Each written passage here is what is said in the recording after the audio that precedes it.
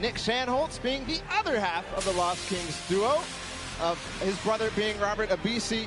And of course, they're best known for tons of awesome remixes by Imagine Dragons, Vance Joy, and then standing next to him there is Sean, the Fortnite Pro, who's, you know, competing with Aiden. You talked about it. Yeah, he was one of the first original young lords coming out of North America. The Canadian player, so incredibly strong and gifted and known for intelligent decision-making at all points in the game. If you're able to eliminate him, congratulations, because not a whole lot of people are able to do that. Yeah. We're gonna continue on again. It's gonna be this time somebody that we all know. It's Nav and Tfue. And you can see them excited to be here. Don't know how much of an introduction these two need. Nav, the Canadian rapper, singer, songwriter, and record producer. And then Tfue, I mean, come on.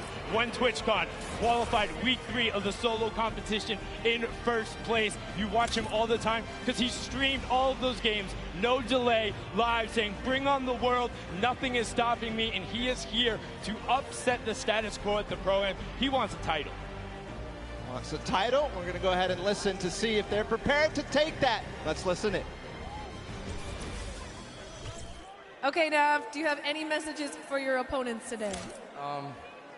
Just don't be surprised if I box you and trap kill you or something. So yeah, and I think we'll be pretty high up in the rankings. All right, get it. Did you expect anything but confidence from that duo? Nav has been in there with the scrims. Now on to the next one. We have some more veterans here. Whit Lowry and Cloakzy. This is now actually Whit's third time competing on the Pro-Am stage.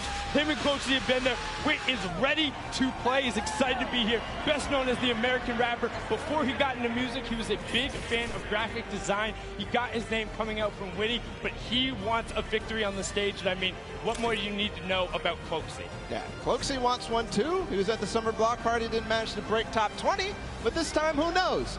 He won the TwitchCon fall skirmish with Tfue. He's experienced. He's played in plenty of skirmishes. He's played in Pro-Ams before, so we'll see what he can bring out today. And he's used to playing on the main stage. And on to our next duo, we have Ashley Rickards in Exile. Ashley, best known as the actress for her roles on One Tree Hill and Awkward. She also rides and trains horses and works with a pet therapy program that helps special needs children and the elderly. That is the best fact I've heard. Big fan of that as well. And Exile, one of the famous Russian Fortnite streamers. He's a big fan, wanted to be on the stage, wants to compete among the best of the best. And honestly, he looks ready, busting out the floss emote right there. He looks ready. We'll see if he is ready when he takes the stage and gets ready to compete. And now it's time to hear from them, of course, from Ashley Rickards. Let's listen to see what she had to say ahead of the competition. All right, Ashley, do you have any words for your opponents today? I'm coming for you, and if I'm not, I'm hiding from you. But I'm coming for you first, so watch it. But like, not too hard. If you cannot see me coming, that'd be amazing. That doesn't seem like indecisiveness. That seems like a solid plan. Hide or go for them. We're going to go continue inside the stadium. We have a duo that I think a lot of people are going to be excited for. We're going to start with Sagala and Dr. Lupo. And I mean, what more can you say about these pairs? Dr. Lupo, of course, you know him, one of Time's top 25 most influential people on the internet. Let's see if he can be influential in this game. Sagala, the English DJ, record producer, and remixer from Norwich, Norfolk. He's had 6 singles charts in the top 10 on the UK singles. That's incredibly impressive. They want to have a positive showing here. Lupo, you know, after the last Pro, he's got a little bit of a chip on his back. He wants to show up and outplay the rest of them show. He's not too old to hang with the best of these kids. That he is not. We'll see if he can perform. I've been playing all sorts of games with him this week. He's ready to play. We're going to continue forward with Dante Basco and Tim the Tatman. And I mean, Dante Basco or Rufio.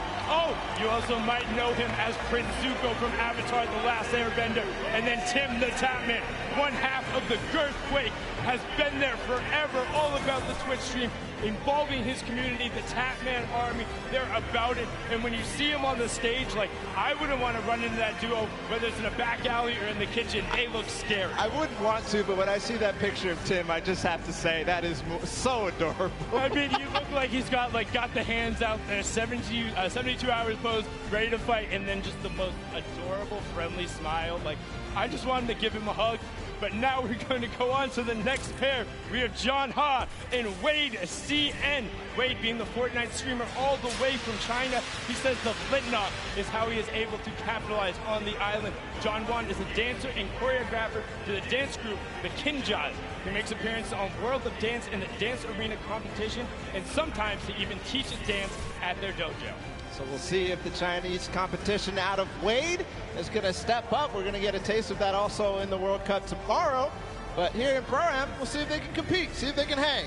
And I'm all about the flintlock plays, man. If you're bringing that out and you're going at people, I've seen some ridiculous clips that he's pulled out with it, but some more players who are capable of ridiculous clips, whether it's on the basketball court or on the Fortnite island. It is Aaron Gordon and Ali A. Ali A being one of the original Fortnite content creators. In July of 2015, he's awarded 2 Guinness World Records for his gaming channel. And then Aaron Gordon, the American professional basketball player for the Orlando Magic. He plays as both a power forward and a small forward. And as you can tell, he's not that small. He's 6'9" out there, looking to tower over and dunk on the competition. And we've seen him do it so many times in the dunk competitions.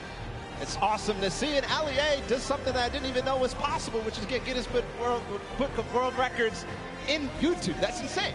Record breakers all around. And now another pair you're probably familiar with, Chandler Riggs and One Shot Girl. You saw them at the Creative Showdown. That is the most adorable wave, and Chandler broke first, but Chandler Riggs, the actor and DJ, best known as Carl Grimes on The Walking Dead, and then One Shot Girl, the Fortnite YouTuber and streamer, previously had a PC world record for most Fortnite squad elims in one round when she was playing with some of her other competitors, Tfue, Cloaksy, and Nick A30. Let's have a listen in with what One Shot Girl said ahead of the competition. All right, Julie, do you have any messages for the other opponents? I do. I have the best teammate, Chandler Riggs. Our communication, our teamwork is on point, and we are coming for every single person in the lobby. So we will see you guys out there. You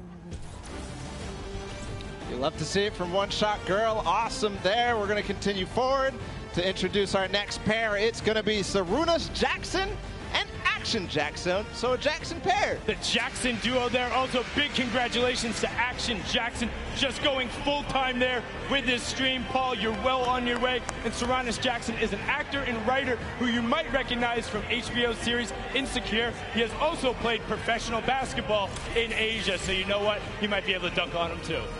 That he might. The Jackson 2. See if they'll show up here today at the Pro Am. Of course, such an awesome duo.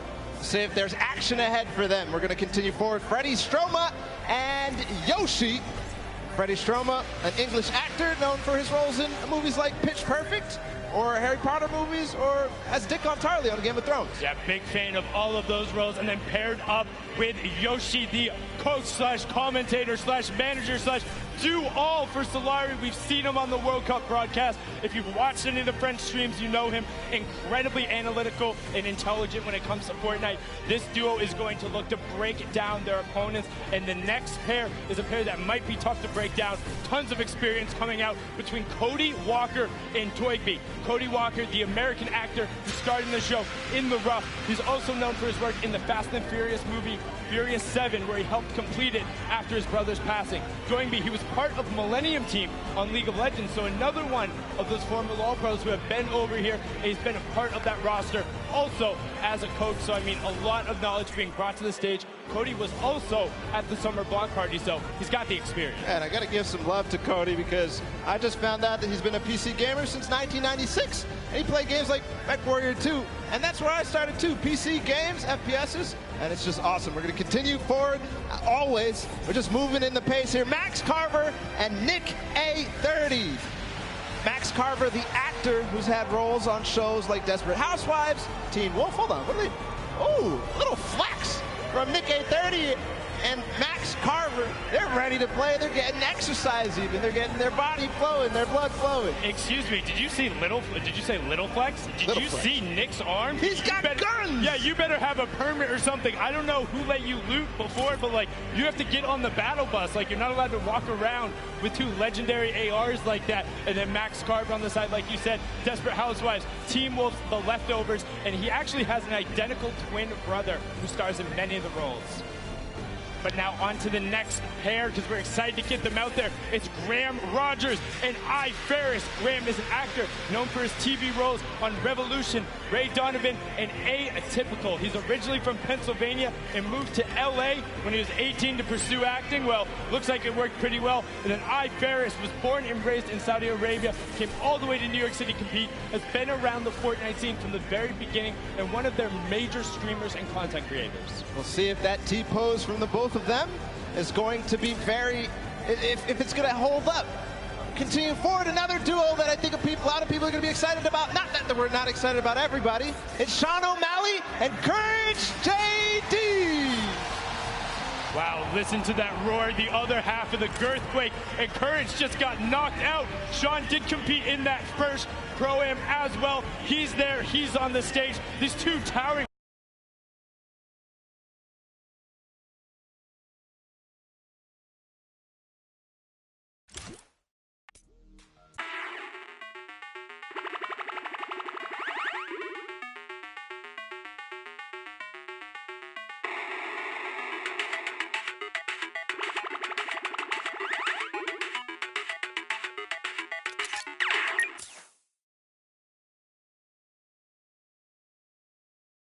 are old, little elders. One day, you get up out of your gaming chair and you're just not as quick. Or your jokes, well, they all turn to dad jokes. Hello, my name is Courage JD, and today I'm extremely excited to announce my brand new charity. It's a cause near and dear to my heart. It's for our good friend, Dr. Lupo, who gets older every single day. In the past 6 months, hand-eye coordination, eyesight, and his hearing has completely gone downhill. So please, join me in supporting the Geriatric Gamer Foundation so my friend, Dr. Lupo, can get the help he so desperately needs. Thank you. All right. Wow. Just, I mean, he doesn't look particularly happy about that, but he looks like he has something to say. He's going to type it on in there, and just going to fire it right back on Adam. Let's zoom on in, punch on that, and he said, what was that? Was able to, get Courage back a little bit, give the opportunity there. But you know what, Jack? I appreciate the foundation. If you are going to start it, Ben could use all the help he could get. Now we're going to go on to our next duo, and I'm going to need you guys to do something important up in the stands. Rather than clapping or yelling for them, I need you to put your hands up high in the air and wave them back and forth for Jordan Fisher and Ewok. Make sure you get a nice and loud, give him that applause. Jordan Fisher, the American singer, dancer, actor, quite literally does everything. I'm not even sure he's human. And then Ewok, the 13-year-old Twitch streamer, is completely deaf, uses ASL to communicate both with her partner and then uses the visual indicators. She's best known, well, for chasing down that man right next to her in the Pro-Am and making him pay. Yeah, the most memorable moment from the Pro-Am at the summer block party when she chased down Jordan Fisher and Dr. Lupo, just unbelievable. And we did see a bit beforehand. They might be the actual best Fortnite duo ever.com.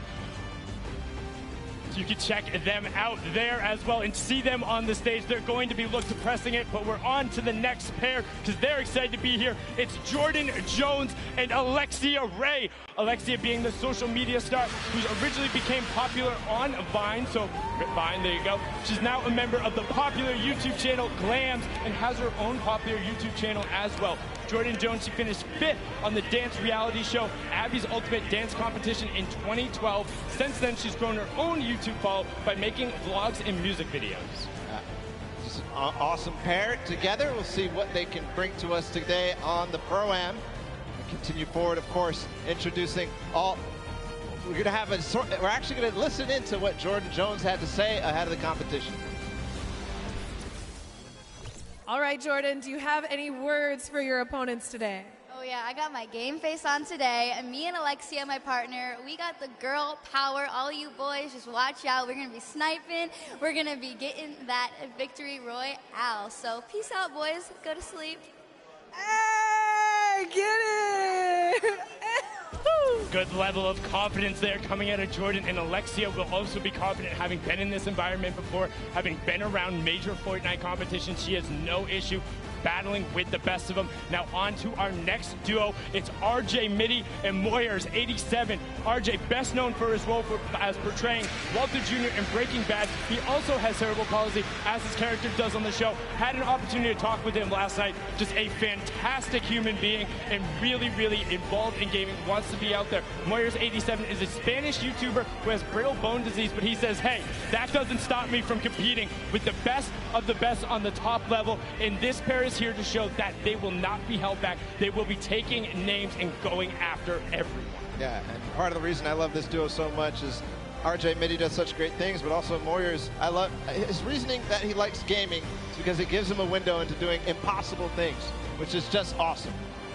So we're going to continue forward. Of course, it's Oak King and Sinu, who traveled all the way out from South Korea. There they are, and they're known for this. Sinu, one of the players who played at the World Cup, or the Open, the Korea Open. Are you watching that? That was the sickest intro I think I've ever seen. One, props to the cameraman too. Props to Sino as well. One of the players who came over and traveled out of the Asia region to compete in NA West and came so close to qualifying a number of times. People were looking like, wait, who are these? Why are they on the scoreboard? Who is this? And he was taking names, and now he's here to compete on the main stage. On to our next duo, we have Dead Drevel and Oscar Lot. Dead Drevel is the Mexican YouTuber who currently lives in Chicago. He creates content across 3 channels and is a gaming and entertainment streamer. His 3 daughters are watching him today from Houston. Shout out to you 3 daughters and everyone out there with family in the crowd. Oscar Lord is an Argentinian YouTuber who plays Fortnite and recently started getting into his own music, trying to sing, and has found a lot of success and help there. And on to our next duo, we have Wermuturo and Jelty.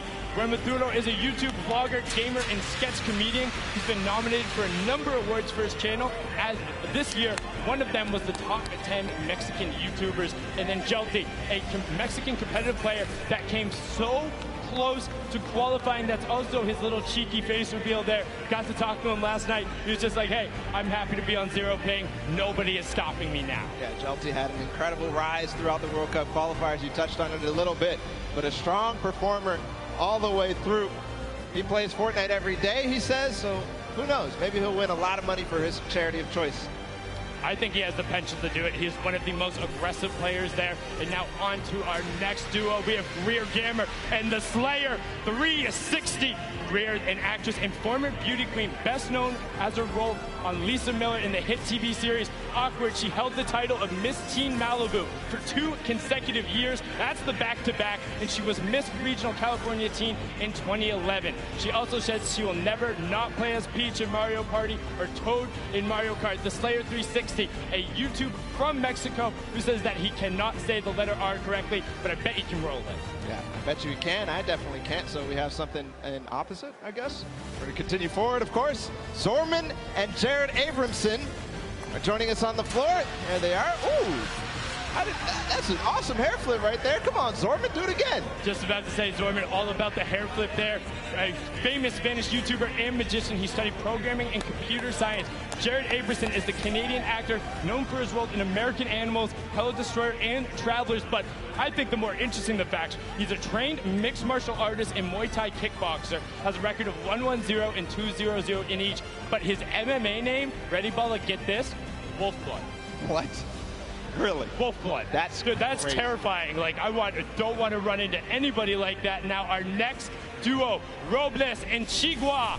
Robles, a well-known Argentinian YouTuber who lives in Ovaria, a province of Buenos Aires. Fun fact, he likes arugula and struggles to not eat it with every meal. And then his partner there is Chigua, an Argentinian Fortnite player who used to play a lot on console, but now that he's wanted to up his game, he's gone to keyboard and mouse, and he's seen a lot of success in rapid growth. That's awesome. A lot of players are doing the same thing, making the switch to controller to PC, so maybe some people will become fans of him.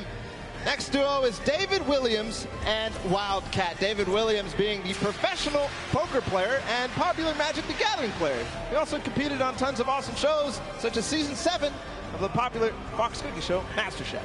And honestly, if you want to cook for me, let me know, because he's looking to try and open up a restaurant. I'll come through. And then Wildcat has been around the scene forever. He's been playing games forever. You can check him out. We have a soundbite from both of these guys. Let's listen in to what these two competitors had to say.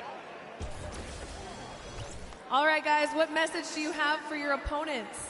Marksman and JT Brown need to stay on the far side of the map, avoid us if they want to have a chance to do well. Coming from the other teams are in trouble. Most of the celebrities usually are pretty bad. I've seen a lot of these Pro-Ams. Unfortunately for them, I might have more hours playing Fortnite than most of the pros. I mean, I play all the time, but they're lucky. I get handicapped.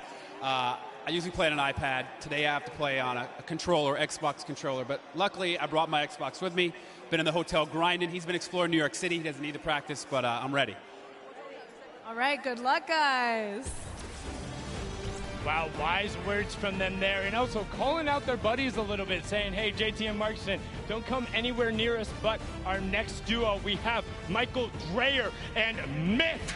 Myth being one of the original builders in the community, all about it, getting a little bit in there, all about the dance moves. Myth was the one who pioneered a lot of the initial meta, encouraged people and pumped positivity into the community. Very popular streamer. And then Michael Dreyer is the American actor best known for his roles on Mr. Robot, Deception, and Sneaky Pete. In 2018, he ran the Honolulu Marathon, and he'll be running the New York City Marathon in 2019. Next up, we have Max Wax Motif, apologize for that, and Musulk, the Australian players. The first one, Wax Motif, the Australian DJ and music producer. It has influences from R&B to disco and UK bass, so all over the place, really, for Wax Motif. Yes, of course. Musulk, the American YouTuber who's actually based in Sydney, in South Wales. He likes to keep his content humorous. I always think of him as the player who tried to knock somebody off a mountain with a shopping cart in the first Pro-Am. He was not successful, just to let you know. But on to our next duo. Alexander is the Japanese-Peruvian actor and model who has so many names that are amazing, but the last of which is Diablo. And then you have Vodka, the Japanese YouTube personality, whose skill level, he says, is as good as some of the best pros around the world. He says sometimes he has a bad mouth, but a gentle heart. It's okay, we'll help you fix up that filter here with a family-friendly audience, but they look excited to be here. And look at those shades on Alexander. Yeah, those are stylish. I wonder if you could see inside, though. We're going to continue forward. The Japanese players. It's Ellie and Nekukun. Ellie, who joined us at the last Pro-Am, he's a Japanese dancer and performer for Japan's #1 boy band, Sandaime J Soul Brothers. Yes, and he also has a solo rap project where he goes by the name of Crazy Boy. So let's see if he can get crazy on him today. And then Nekukun is his partner, the Japanese Fortnite streamer, who is pumped to be here, excited to take it on. Let's hear what Ellie had to say before the competition.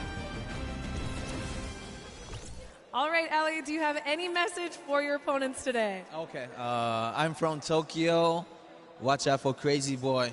Sayonara. Bang.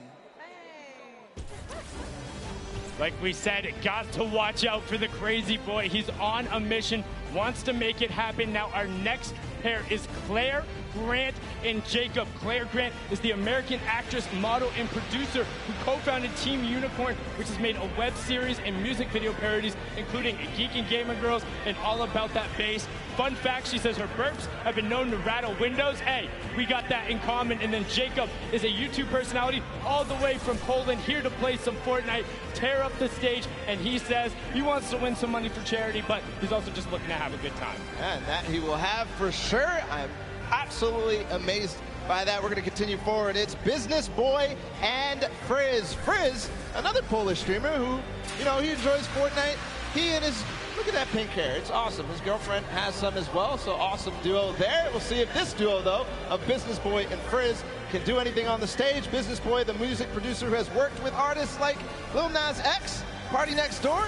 He's extremely athletic, as you can tell. We'll see if he can do anything with that athleticism on the stage. Yes, and he has been called the basketball Dre before, and now just after them, we have Symphony and Vinny Pergola. Vinny Pergola being one half of the Phantoms duo who's competing today. He was also an actor turned DJs. You might recognize him from shows like That's So Raven, The Bernie Mac Show, and Misbehave. Now, Symphony looking fantastic today. Definitely showered, got the gel in his hair. All about the streams, the content, and the fast edits. Originally known as the best editor in the West, he pioneered some of those quick resets and go, making people look foolish. Yeah, still did it through the entire time in the summer skirmish. And continued through. Kyle Catlin from the Phantoms as well. And you heard Sundown say his brother was a teen actor. He was also a teen actor. He played on shows just like The Bernie Mac Show, which we already talked about, and 10 Things I Hate About You. And they became the duo that you know them about. It's the Phantoms. Moving forward as well, his duo partner, Kay. We just saw him perform in the Creative World Cup. And he's a British YouTuber, Twitch streamer, org owner, all this sorts of stuff. He's also known for the meme, you know it.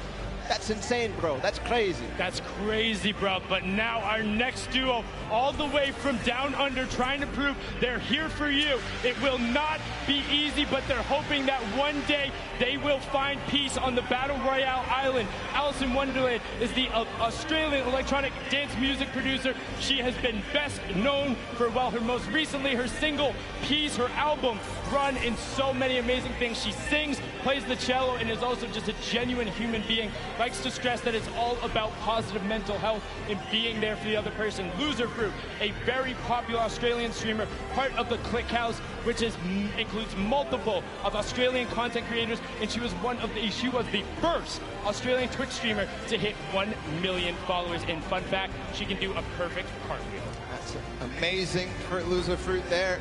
On the floor still, they're going to grace us with their presence. It's Desmond Chiam and Mr. Fresh Asian.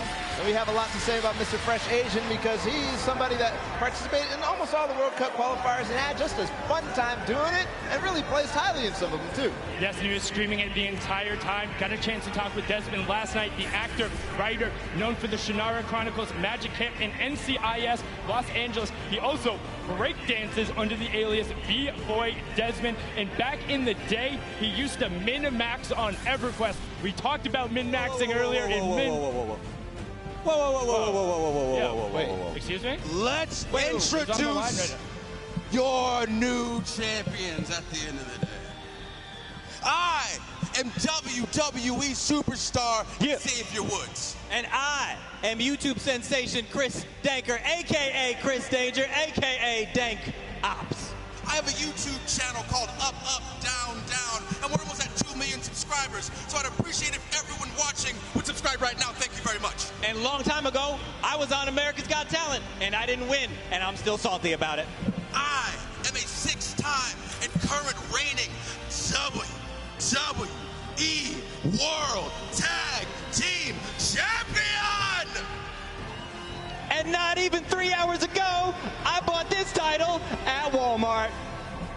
Now, the teams that you're going to see here today all have one celebrity and one professional gamer. Oh, but not us, baby boy. No. What you're looking at is not one, but 2 celebrities. 2. And not one, but 2 professional gamers. 2. And that is the advantage that we are going to use in order to run wild through our competition. And at the end of the day, you are looking at the 2019 Fortnite World Cup Pro Am Champions. Now hit our music. Oh, y'all ain't got music for us? No music? Oh, y'all got, okay. We don't need no music.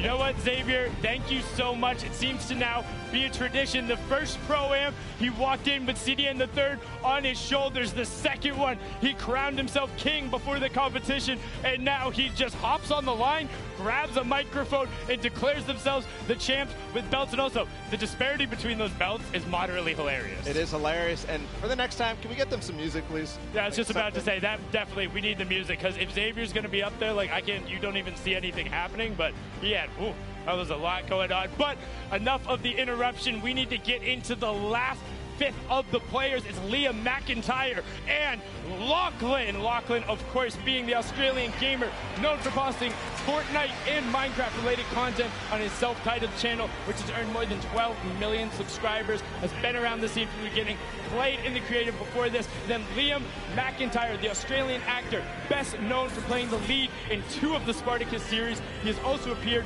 in Legend of Hercules, The Flash, Gears of War 4, and Pulse, amongst many other roles. And fun fact, he's never tasted Coca-Cola. Well, you're not messing a whole lot there.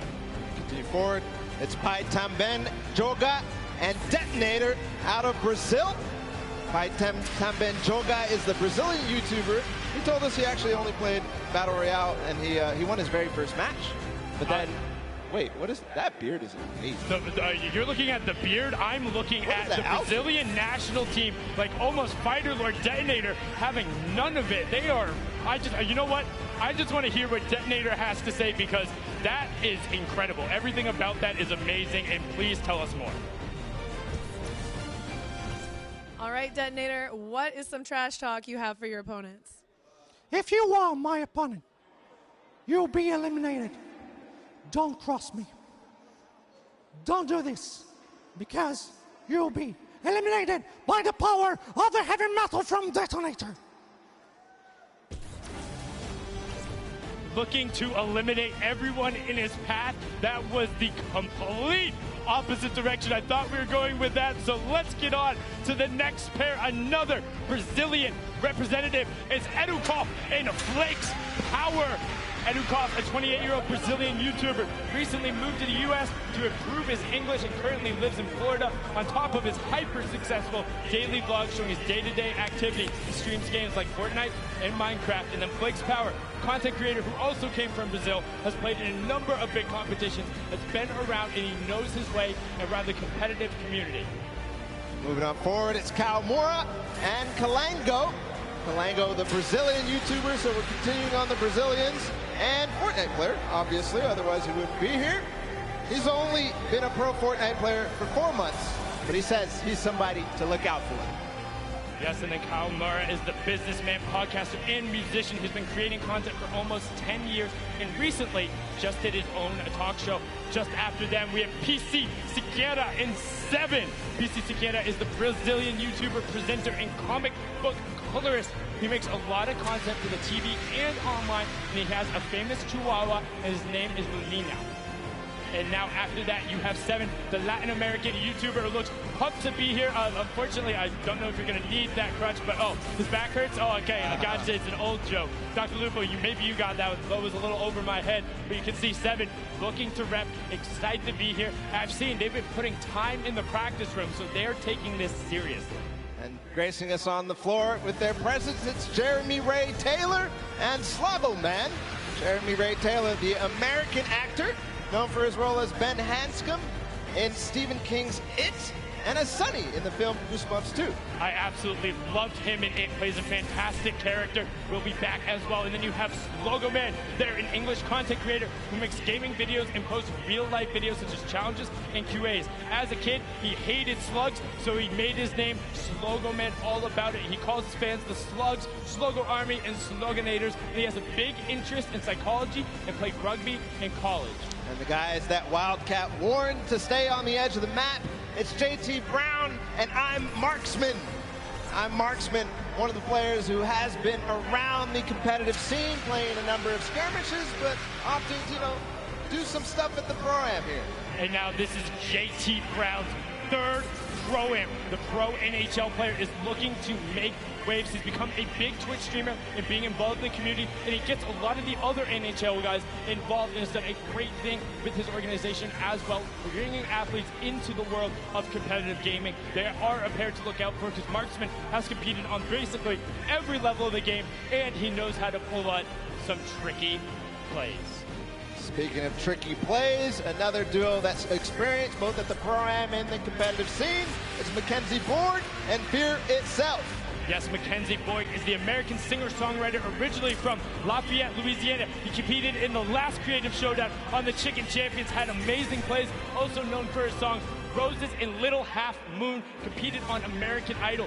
Fear Itself, the former retired professional Halo player, somebody I grew up watching and seeing like, wow, competing on that main stage, has played on teams like Final Boss. He named himself after Franklin Delano Roosevelt's speech because he thought it sounded cool. Now on to our next duo baller. It's Joey Fatone, an expert thief.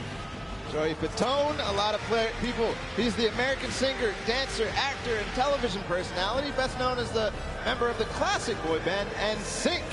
2007, he came in second place on the ABC reality show Dancing with the Stars. Joey says he loves VR games and plays them with people all over the world at 3 a.m., but let me tell you here, this ain't a VR game, and it ain't 3 a.m. No, but he has great footwork. An expert thief, the YouTube gamer and rapper who does gaming commentaries. His adopted name is Kevin, while his birth name is Dante, with the latter being his stage name. He's been creating content for 13 years, doing vlogs, skits, and more. And we had an opportunity to catch up with him and hear what he had to say before they took the stage. All right, expert thief, do you have a message for your opponents today? All I'm going to say is watch your back, because I'm going to be right behind you, and I know how you build, and I know how you play. I've been studying, okay? And I'm really sneaky. That's all I'm going to say. All right? This is especially to you, Tifu.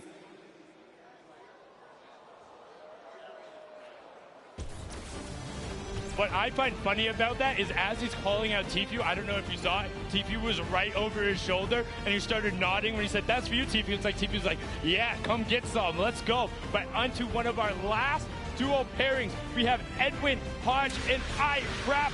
Fraps is the German YouTuber who's been around the scene for a long time, makes a ton of content. And Edward Hodge, the actor, best known as playing Dante Bishop in the Purge film series, breaking the dance moves out right there, and is the only actor to appear in all of the first 3 films, and he says he is addicted to golfing.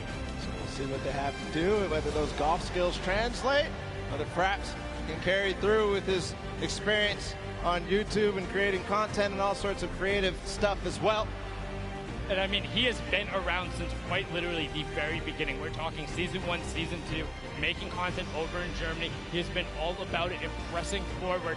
And I mean, this group, this entire pairings, all of them are so fun to be around in their own way, and when they all will interact on the island, it's going to be ridiculous. I mean, we've seen some of the starting island shenanigans that happened before, and I'm just pumped for when we get out there and to see how some of these players interact, because you can already tell there's some bad blood out there. There's some people calling each other out. You got Marksman and Wildcat right away. Edwin Hodge calling out Tifu. Like, they're saying, no, we're coming for it. I've also seen a number of these pairs. Hey, One Shot Girl and Chandler, they were in the practice room every single opportunity they got. They were down there. They were playing duos. They're doing everything they can. Call-outs were there. I mean, you know Nick is going to bring his all as well. Nick A30, who played and competed with One Shot Girl in the Creative Showdown. I mean, he's pumped to be here. Yeah, he's pumped to be there. We also have all sorts of players who competed last month at the Summer Block Party. Aiden, his partner, a lot of other people as well. Tons of pro players, tons of celebrities. You're going to have a blast watching this,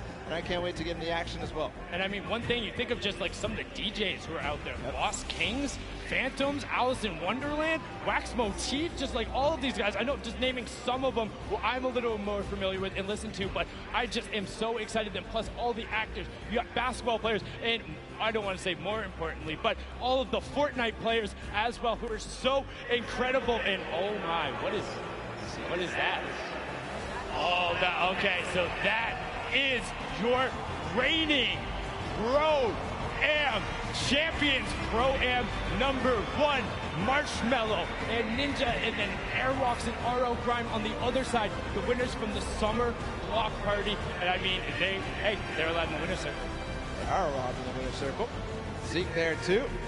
See what they have for us, of course. Everybody ready to get the Pro Am started.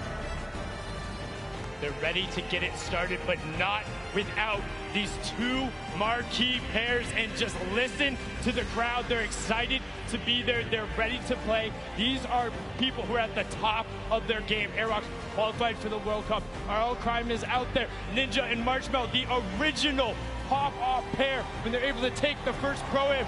Zeke, what do you got for us over on the stage with our reigning champions? Gentlemen, Fortnite fans around the world, we couldn't do this without our reigning Pro Am champions. The Summer Block Party Pro Am champions, Airwax and Grimes. Gentlemen, any words to your competition? Good luck. Good luck. Great. Like it. Your 2018 Pro Am champions, Ninja and Marshmallow. The duo is back together. Ninja, I'll come to you, because, Mel, I know you don't like to talk, but any words for your competitors? We just want to say good luck to you guys as well, to everyone who's participating, and, I hope we end up meeting in the finals, in one of the last games. There you have it. Gentlemen, if you'll take the stage, the Pro Am is about to begin.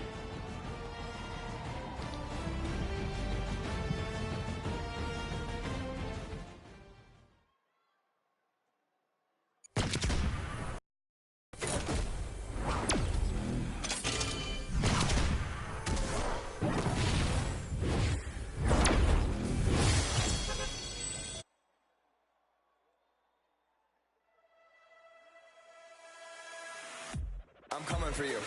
They're going down. I'm coming for you. Better watch out. Right? Me and you. Here we go. I'm ready.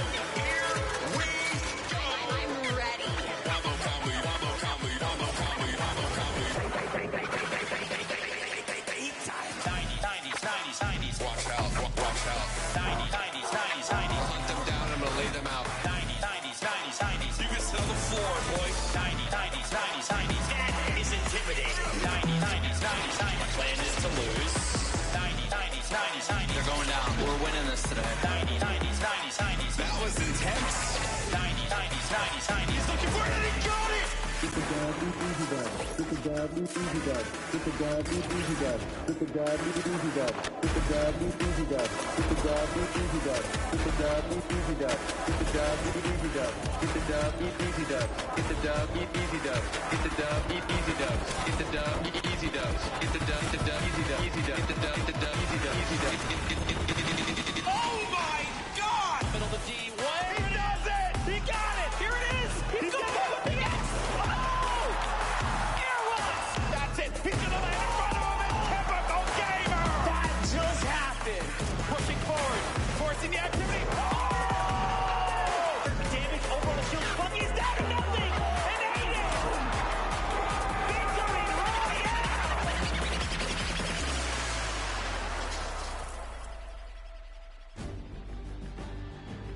Ladies and gentlemen, welcome to the Fortnite Pro Am Part 3. I'm Golden Boy alongside with Monster D-Face here, the Boricua boys back in our hometown of New York City. And we couldn't be more excited to call the action here today because it's going to be a good one. The players loaded up on the stage. Monster, I think we're going to be in for a banger today. Yes, we are. Banger like that track. Mike Realm just dropped some beats on us. That was so fire. Yeah, it was pretty good. I mean, little warm for me. Good thing I had some pancakes standing by, We got all kinds of stuff ready for you guys today, that's for sure. I've known Xavier Woods for a very long time, and I've always asked him, where do you keep getting these pancakes from? So I finally decided to steal some for myself. They're going to go bad eventually, but might as well. Have a stack of pancakes. Yep. You're my friend. And we got them here, and we're ready. So just like right. that. Well, let's go through the format and see how this whole thing's going to work. Get you guys up to speed in case you're joining us for the first time. This is how it all plays out. When you hit 15th place, you get yourself 3 points. When you get to 10th place, you get 2 additional points, making it 5 points total.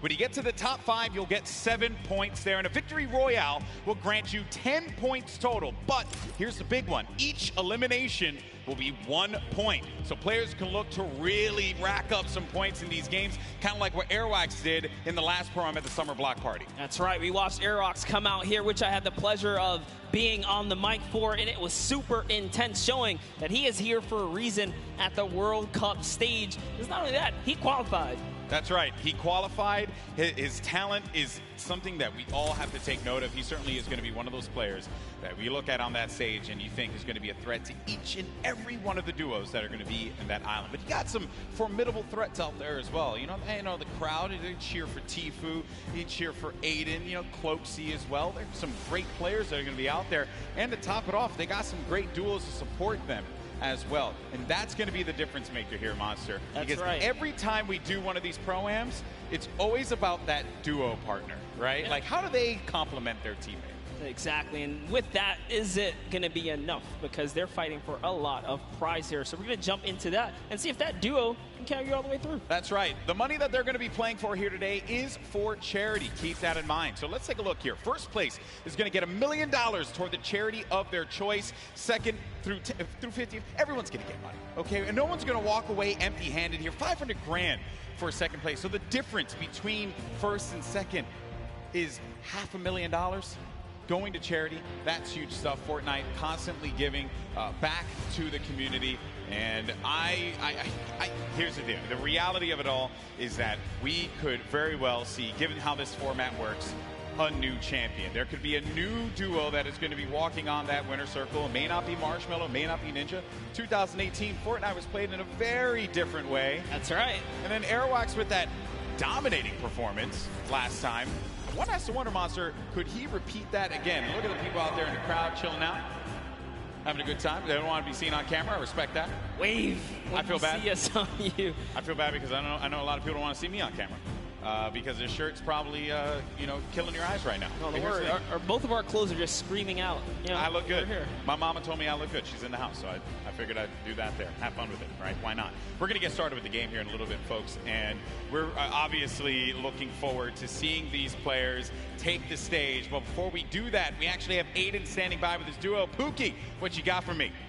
Thank you so much, GB. I can assure you, you guys both look great. I can see you from all the way over here, but I am joined by Aiden and Robert Avesey from Lost Kings.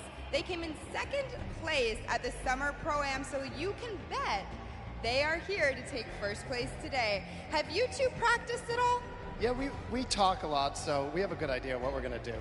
And especially playing in the last one, we're familiar with each other, which I think helps a lot. Yeah, definitely. Having that team synergy definitely helps. Now, Aiden, you are no stranger to playing in LAN environments, but this one's a little bit different. Who do you have with you here today? I have my mom and my dad, my girlfriend, and my 5 mods. I hear them screaming back there. I love you guys. That's incredible. You have such an amazing support system now. You guys are playing for charity. This is a massive event. Do you want to talk a little bit about that? Yeah, it's an honor to be here, and the fact that Epic Games provides everybody with the opportunity to play and, for charity and just make money for themselves, it's crazy. So, yeah, I'm honored to be, playing for Wounded Warriors, and I'm just going to enjoy this moment. It's great. Perfect. Thank you so much. And just one more for you. Now, you are a DJ duo. Is your counterpart at home watching right now, or is he here? He's playing. So my duo partner is playing with his duo partner for the World Cup tomorrow, so we're about to take over. Interesting how that worked out, isn't it? Yeah, it may have been set up. May have been, definitely. Well, good luck today, guys. I will definitely be rooting for you. GB and Monster, back to you at the desk. Always a pleasure to hear from him. I remember meeting Robert Avesey last Pro-Am, and he was so into it. He said, I just want to go home now and just practice. And we talk about picks to win. And second place last summer block party at that Pro-Am, as we had mentioned, was Aiden and Robert Avesey. You know what? I'm going to make a bold proclamation here, Monster. I think they're going to take it. I think Aiden and Robert Avesey are going to take this year's Pro-Am. Well, I'm going to have to, stagger that and bring back, I don't know, maybe an old rivalry, because this time, we have Nick Merckx here. How about I put my money on Nick Merckx, and you put your money on Aiden if you want to do that? Okay, interesting stuff, Well, one player here that everyone obviously wants to see succeed is Tfue. We actually had an opportunity to get some words from him. Let's check it out.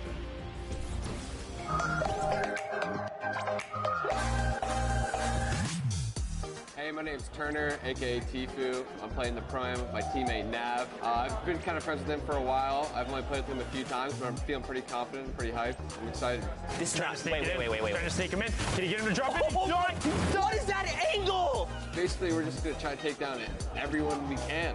You know, we're going to play really aggressive throughout the whole thing, looking for the weaker players, I guess you could say.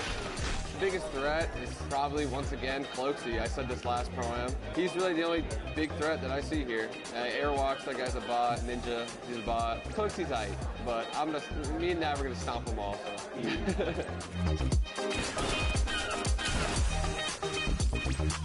My current favorite weapon is probably the combat, just because it's so versatile. You can use it close range, medium range, even long range at some instances if you need to, you know, pick somebody's health off little by little. I'm donating to the Action Sports Foundation. Basically what they do is they help special needs and handicapped people with, you know, physical therapy, action sports, like whether it be skateboarding or riding, you know, in a skate park on a wheelchair or anything really.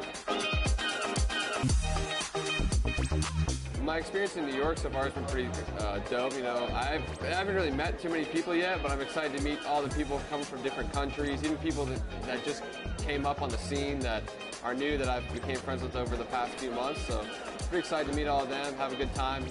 Other than that, you know, I'm ready. Tifu had a lot of strong words for his opponents. And, you know, calling Ninja and Airwalks a bot after they had won Pro-Ams, and he hasn't. Some bold words there, Monster. You gotta love Tifu. Always ready to paint a story, create a rivalry, right? And then just make it interesting. I mean, look the way he's dressed. He's got his vest on. He's ready. Seems serious. He's clearly ready. And I know everyone here wants to get ready and into the games. And we also want to let you all know as well that there are going to be numerous ways for you to watch this very competition of Fortnite Pro Am. All you got to do is go to Fortnite.com/watch. And there you can actually pick a variety of different POVs. You can see the map. You can see a bunch of cool things. Definitely check it out. Once again, go to Fortnite.com/watch. There we go. You can level up your viewing experience. And then we also have a lot going on here as well. So here are the feeds. This is what you're going to look at, right? So you'll, in feed 1 and feed 2, you'll get the first and second place players. But then feed 3, you're going to get Ninja and Marshmallow. And then on feed 4, you're going to get Airwalks and RL Grime. So this way you can see our defending champions in their perspective and how they're going to coordinate. You also got Nick at 30, Max Carver. Let's not forget about Courage and Sean O'Malley, Doigby, and Cody Walker. And then for the Latin American community, you're going to have Flakes Power and Anderson Silva. So lots of great perspectives there. Also Asia as well. It's going to be Ellie and his duo. So there's going to be a bunch of perspectives for you to check out. Fortnite.com/watch. Don't forget about that. And have some fun. Have some fun watching this event. It's going to be a good time. By the way, I love, because if you're a fan of any of those guys, you can literally see their points of interest, which is super dope. Yeah, exactly. You can learn from some of the best that play this game, especially the Fortnite content creators, see where they go. A lot of the players now are going to be on the island, loading up, getting ready to go. I'm pumped, man. I'm pumped. I want to get into this already, and I know we're going to get there eventually. But, you know, a little anxious, of course. And I have to wonder, you know, what other duos are going to be standing out? Because Tifu had mentioned Cloaksy, him and Whit Lowry. They have the potential to be able to upset some people here, but he didn't really do it at the last Pro Am. Cloaksy was kind of quiet at that event. I want to see him turn up, especially here in New York City, because, you know, he lives like right here. Yeah, you know, and I'm also excited for Yoshi. Yoshi represents, you know, on the Team Solari cast. It's a pleasure seeing him come out here. We always see him commentate, but you know what? Someone representing from a commentator stance out here playing. So I'm gonna be rooting for Yoshi and Freddie Estroma as well. And the French community loves him. Always got to give him some extra props. You saw for a second there, Courage and Dr. Lupo right next to one another. So perhaps there could be some shenanigans, maybe sabotage, if you will. I think Lupo's probably insulting Jack in a variety of different ways. They actually even slammed Tim the Tapman over to the left of Lupo as well. So that's an interesting lineup right there. You never keep them separate from one another. Nope. You know, you never keep them separate. We're also going to have a lot of controller players playing out there too. And while control players, obviously I'm controller gang, always going to represent. I want to see how they play out. I think we got a few pro control players like Aiden, who I had picked before. That's right.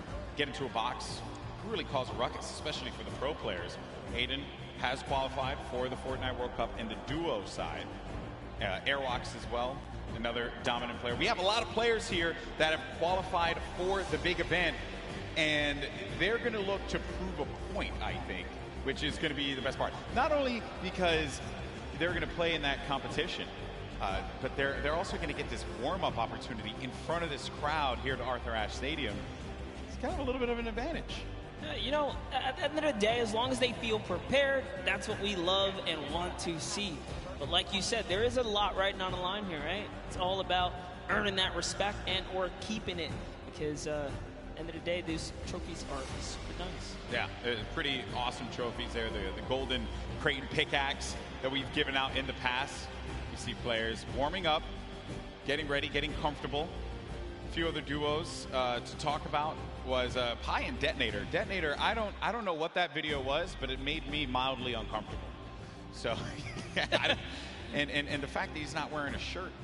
Yeah, you know, it disturbs me. Came out, you know, got the couple buttons down in the front, you know, yes. Letting it breathe. Yeah, letting it breathe a lot. I don't know. That one certainly threw me off. There's Marshmallow. You know, he doesn't really like to talk that much, so I wonder how he's going to communicate with Ninja. They've done it once before, though. They've done it once before. Certainly they could do it again. A couple emotes right there from Marshmallow, so maybe he'll just be playing right there, showing off the controller. Yeah, that's right, give him a little ring, making sure it's all good. He's gonna let the gameplay and the moves do the talking. I appreciate that he's also going to be using his own skin as well, so.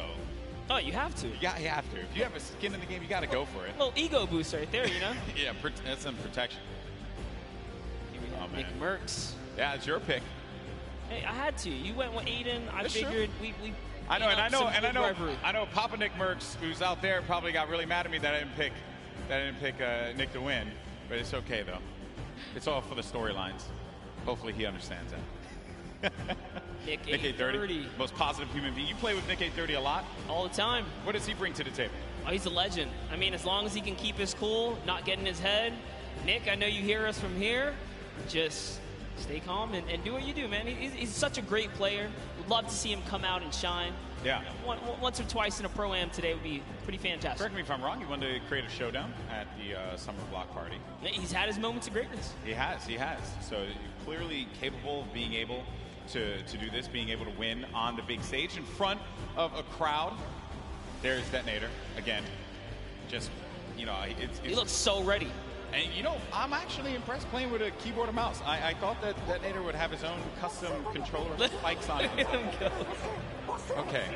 There's a lot of dialogue being exchanged there. Also, talk about Detonator's bangs. Man, nailed that one. I'll never be able to have that.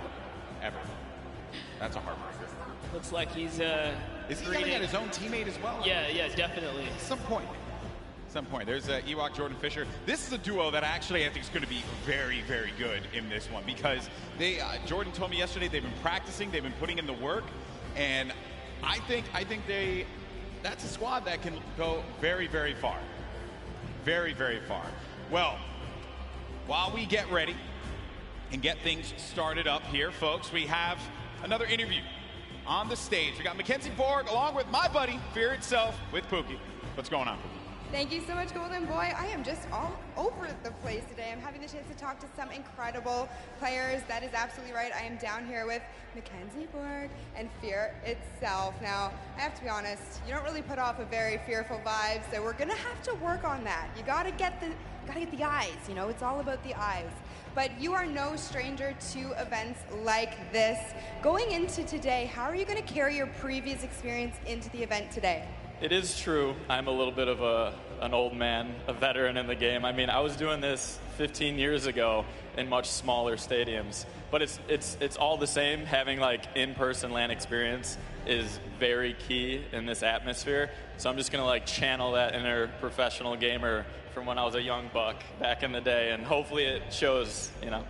Love it so much. Now you, Mackenzie, on the other hand, you have performed on the big stage multiple times. You were a contestant on American Idol, so you are not nervous at all, but I want to know, have you ever played Fortnite? I mean, you were in the other Pro-Am, but playing Fortnite in front of all these people, it's got to be different than singing. Yeah, it's much different. I feel like singing in front of a lot of people, I'm comfortable. It's what I'm, with a guitar, I'm like super chill, but here it's like, just don't want to let fear down, and we're trying to do well.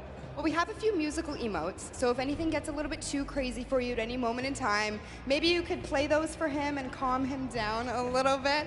That might help. Now, have you two played together at all? Do you have any kind of strategy going into today? We practice a total of about an hour before this event. So we got all the practice, all the strats in the world. Don't you worry about it, Pookie.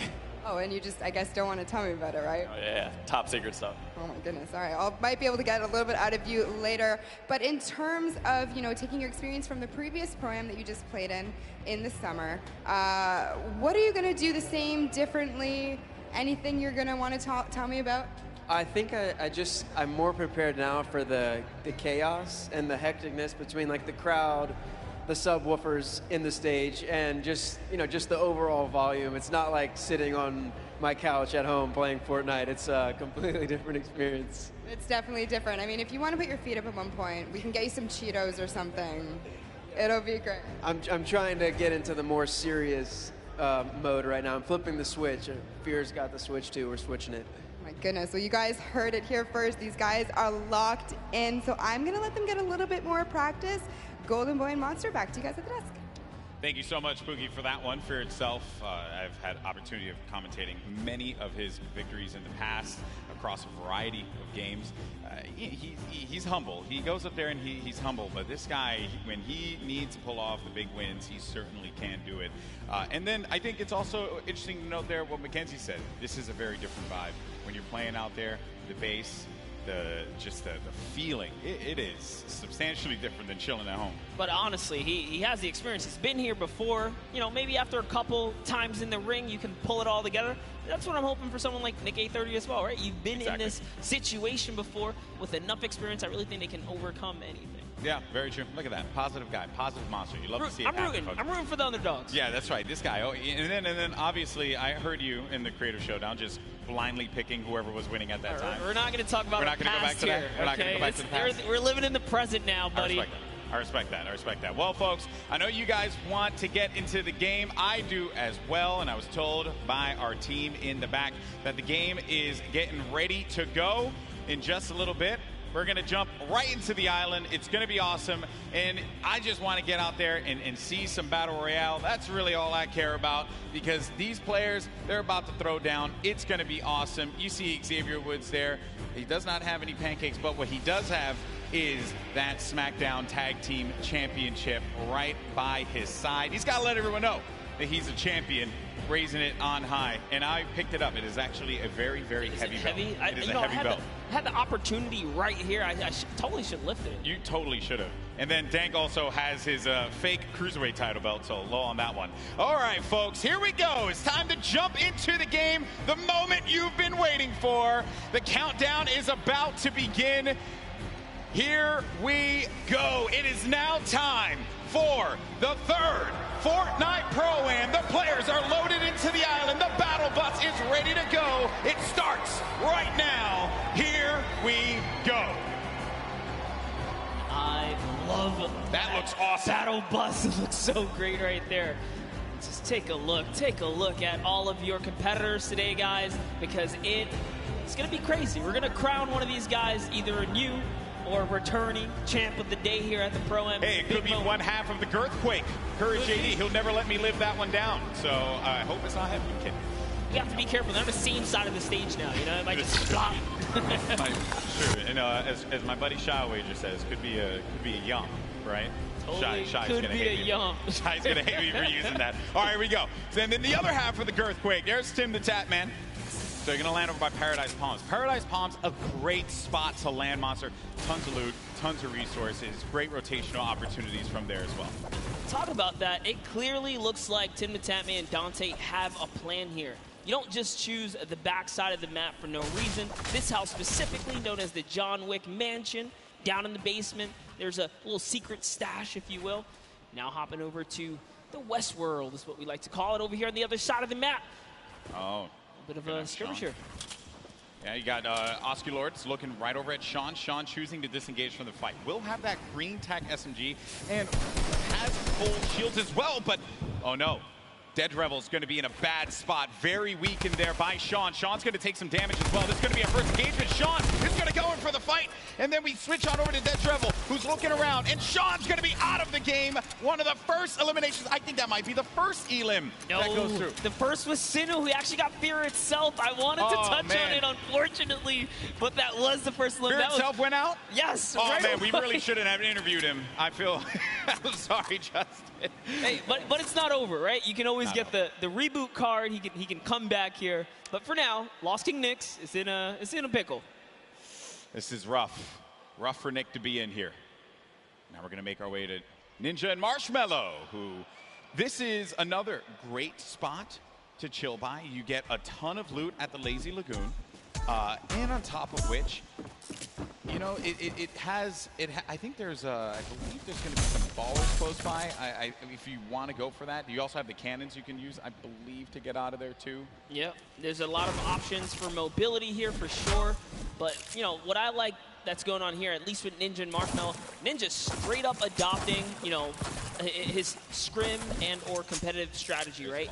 Lazy Lagoon, that is his most known spot for landing. So for him to land here, they mean serious business. Yeah, and he lands here relatively uncontested. There's going to be a duo over to the north, I want to say northwest, and also someone all the way up at the tippy north there. As we make our way now down forward toward Lucky Landing, we're going to have Sinnoh here along with O'King.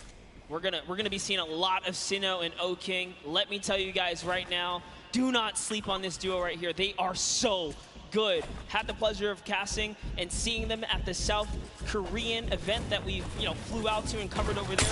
They are dangerous. Well, you're hyping them up here, but unfortunately they're going to be taking some damage from the Stinks, having to push out of that fight. So when you throw down that Stink grenade, it goes right through the damage. It does not hit the shields. It hits the green health bar. Not what you want to see happen here. Player, though, is going to be tucked away in the corner. And King and Sinnoh, they're two top players. So they know how to work together here. Try and pin their opponents into a bad spot. Here, a few shots as well. More eliminations starting to go through. Nick 30 gets one onto Claire Grant. Aiden as well picks one up. Mackenzie's out of it. And then King and Sinnoh, they're just going to get, King's just going to get out of there. Yeah, just wanted that pressure, but you know what? Figured a team that's working together is definitely a dangerous one. And we touched base with Yoshi a little bit earlier today. Looks like his partner Freddy is down here. He's off. He's on a quad. Can he get away? No, he has to get away. Oh no. Okay. Right here. Marksman. Oh, and he just tagged up. He tagged up the quad a few times. Did manage to hit him. If he would have picked up that infantry, could have had that pinpoint accuracy with that weapon. Probably could have provided a little bit more for him there, but it's also going to be a player up above. There goes the infantry rifles I mentioned before. It's such a precise weapon to take advantage of. JT Brown, they're looking around. Gonna have Jeremy Ray Taylor up above in that box there, Monster, and they're gonna be split up a little bit because they want to clean up this player around, see if they can get any of the resources. And they did convert it right there, and a little nifty trick Marksman used there, pulling out his pickaxe to reset his reticule so that his crosshair kind of tightens up just to make sure he can be as accurate as possible. So many nifty tricks, and this is why this is the Pro Am, right? You have the pros, and then you have your celebrity counterparts helping them out, and Marksman is showing that he knows what he's doing. Yeah. Looks like he's confidently ready to push as well. He might. Exactly, and then we saw Ninja and Marshmallow there on the corner of your screen for a moment, continuing to loot up. Players pushing around the side here. This is going to be coming from the west. JT Brown, they're going to get vision. He has that snipe out. Maybe he can get a connection, perhaps, but it's going to be Marksman looking for the opportunity to take advantage of that heavy AR. Yes, I love this. JT Brown ready to back him up. He's got extra shields and everything. He's got that legendary sniper. He knows exactly where this player is at. Just looking for a small peek right here. He might take his face off. We will see. He's playing with a lot of confidence, too. You can tell in the movements. JT Brown has played in multiple, I think he's played in every single Pro-Am that we've had. So no stranger here to this big stage. And then they're not really going to go for that fight. There wasn't really much of a reason for them to try and push in for that fight, Monster. that player did have that natural high ground. If JT Brown would have gotten the connection with the snipe, that would have been great. But you got to think about this, the storm, as it pushes on in. Now these players, you're going to take a little bit of damage here, but you have a lot of bodies scattered around. Junk Junction, Polar Peak, Happy Hamlet, even Lucky Landing. There's a lot of players that are going to be on the outside, but this circle is going to be pushing in, centered more toward Dusty Divot. So you're going to have that big circle around here. You're ticking for 1 damage per second as well. You got to start to make moves quickly. Yeah, Slogo Man does not want to play around here. He does not have anything to heal with in this moment. He has a glider redeploy. I mean, he can use it to get away, but with that one person trailing behind him, who's that Bai Tan Yang? You did better. I didn't even try to. Hey, it's a little bit of Spanish right there, but hopping over to Ewok and Jordan Fisher.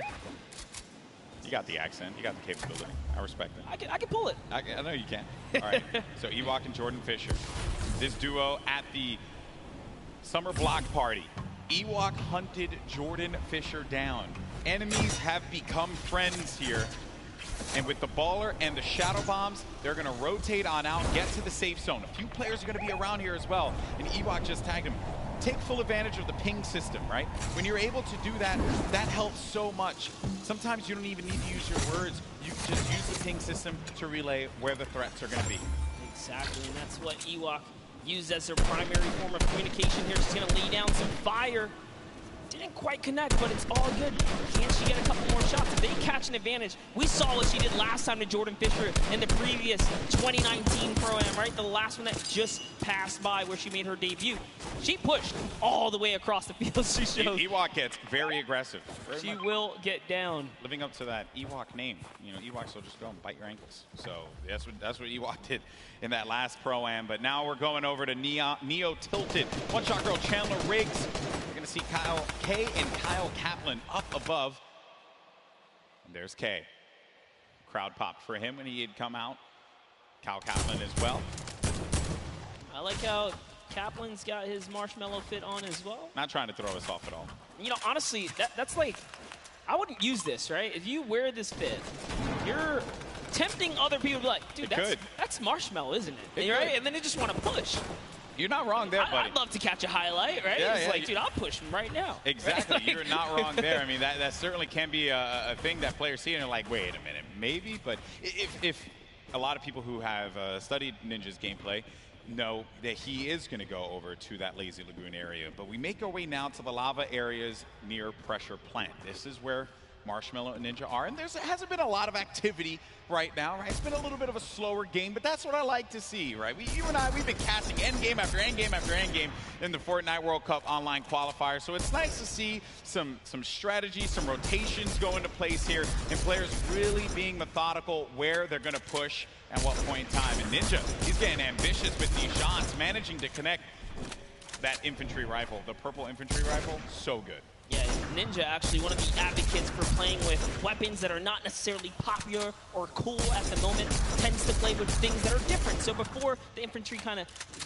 rose in popularity after the changes, he was already running it, deeming it one of his favorite weapons to kind of play with. He's always been like that in any game that he plays. I remember many times casting him, whether it be Halo or any other title. He always goes for the road less traveled and does a lot of damage there with that infantry rifle. Look at these players as they fly about through the jet streams. Myth on the other side as well with this duo there. It's got to be. Oh no, Tim the Tapman. No, ooh. Tim, no, Tim. And he landed extra quickly. He got picked off from the sky. I don't want to say it, but he was literally swatted like a fly right there. Oh, that was too easy. Taken right out. Tim the Tapman goes down. There's no friendships here in the Pro-Am, people. Ninja makes Tim the Tapman pay. It was a wide target, and he's going to hit those. All right, so there he has his ball. He's going to get a bunch of extra goodies. And oh no, Ninja's ball actually flew off into the steam vent, and it's gone. Yeah, I think he ended up going with it. Hopefully he did. Yeah, so he ends up getting the ball right on back. is looking around. He doesn't know, obviously, that there's going to be a duo right next to him. A lot of players are starting to convene here by pressure plant. This is where the circle is going to start to collide. And then keep in mind, this lava. When you get to those final circles and you have to go over that lava, it can be your worst enemy or even your best friend, because you can traverse the lava very quickly, but sometimes it can throw you off. And for more unexperienced players, or inexperienced players, apologies, that could certainly throw them for a loop. Yeah, it can definitely end up also just like splitting up a team, right? And then causing some chaos that way. But man, the fact that Ninja's able to just openly hold this area right outside the Mega Mall. Wrecking people with this. Yeah, look, there's another player right out the sky right there. David Williams goes down. Time to go collect. Time to go collect. Go get that expensive NYC rent right there, Ninja. Go pick it up, because he's collected right here. Oh man, he has been just swatting these players out of the sky. Tifu's going to be in a fight right now, though. Having to deal with this, going to use a shockwave grenade to get out of the engagement, reset himself. We'll have plenty of builds to work with as well. We'll also have those chug splashes for him and his teammate if he needs to use it. It's going to be Ewok and Jordan Fisher. This is a huge battle that's going to be taking place here. Tifu has the angle. He has a perspective. And with that combat shotgun, he can hit him from a distance as well. On the screen, you see Nick 830 gets eliminated, so he's going to be out of the game. But for now, all eyes are going to be set here on Tifu and this engagement with Jordan Fisher and Ewok. Yeah, he actually had to back up. Someone storm flipped right at him, forcing him out of that area. But lucky for him, he does have plenty of shockwaves to make a ton of moves. And Ewok actually gets pelted down a few more times there. Yeah, that's not good, because they're going to go down low, and they know exactly where they are. So they just can wait this one out. Let me tell you right now, for every little bit of advantage Tifu gains here, the more unlikely it is that Ewok and Jordan Fisher are going to get out alive. And that's it. I think he's got his confidence all the way up. He knows he needs this loot here. He has natural high ground. Their backs are against the storm wall. They're going to start to push up, but they're going to use the shockwave to fly out of there. That was just one, though. He only saw one, so there it is. Oh, no. He's kind of trapped there, pinned, and he's waiting for him. He's going to tag him with the combat. So much damage being put forward. Tifu now going to be on the run. This is what Tifu does best when he's in your face. Oh, but he gets chunked. He's going to lose a lot of health there. Now going to be sitting at 35 HP and had to get out of there. Going to use those shockwave grenades. The movement that you get with that utility is huge. It was actually Jordan Fisher who came back to rescue Ewok, and it was just enough to back off Tifu. And now the entire battle's been reset. Everyone's in a danger zone here. He really is the perfect human being. He really is. There goes the jet stream. Ewok gets out. Jordan Fisher's taking damage, people. He's got to get out of that. He manages to fly on out of there. Now, the concern I have for Ewok and Jordan Fisher, they got to get back together. Yeah, but not only that, Tifu knows he has to get an elimination here. They are desperate. They're in shambles for gear here. And an artillery strike actually being rained down. Tifu is forced to be on defense. He's far from his teammate Nav. But look, Edwin Hodge and Props right here. They don't have health either. This is the perfect opportunity for Tifu. A lot of players are going to be very, very weak. Yeah, and he gets an elimination on Edwin Hodge. That's going to be Tifu's 4th elimination. Nav has 2 of his own, 6 points total. Oh, there was a trap there! You never suspect the trap, Tifu! Oh, my word! He is disgusted with what he just saw. Nav should be able to get him, though, and they'll get back into this. He does have launch pads, so they can use that to get back into a safe position, but they don't have heals, Monster. Yes, he does. He actually has 2 campfires in his inventory. Oh, well, he doesn't have shields. Yeah, but he has to get to zone ASAP. Airwalks, a previous reigning champ so far, and RL Grime are going to push someone off here. And oh boy, this is the Pro Am. It's starting to heat up here. That is going to get clipped so many times. Absolutely. Tifu hitting the trap. Never expected. Imagine catching a nice little 2-piece and then walking into a trap. That was perfect. There goes your summer block party winners, Airwalks and RL Grime, sitting on top of their, I want to say, hodgepodge constructed tower here. Then Tifu, right next to Allier. Boy, does he have a video for you. Tifu has not popped these double campfires.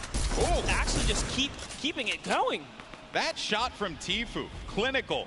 Combat shotty, that thing's going to tag you from what sometimes it feels like a mile away. This player's going to be behind this tree here, and Tifu sees it. Tifu, easy pickings for the veteran. The tree goes down, no more protection for him, but the shadow bomb is going to be used. You see that player flipping away on out of there. doing all the flippy stuff. Actually love it as well. He sent Nav in because Nav had the materials and the health advantage there to kind of lead the way, but now they're both in a desperate situation. See if he forces just gets a farm in here. He's going to try and get what he can off the bunker. Ninja still in the same spot just outside the volcano vents. No reason for him to leave when he's hitting the shots the way that he has been with the infantry rifle. Your 2018 Fortnite Pro Am champion. Marshmello going in for the shot there. Player's going to be picked off from this guy. This is going to be Sinnoh who gets Moose-Cell. Oh, man, that's rough. Sinnoh makes it to endgame with O-King. Like I said, they're going to be a troublesome duo. There's still tons of excellent players left in the game here. See AWildRosie down below. He's closing nearby.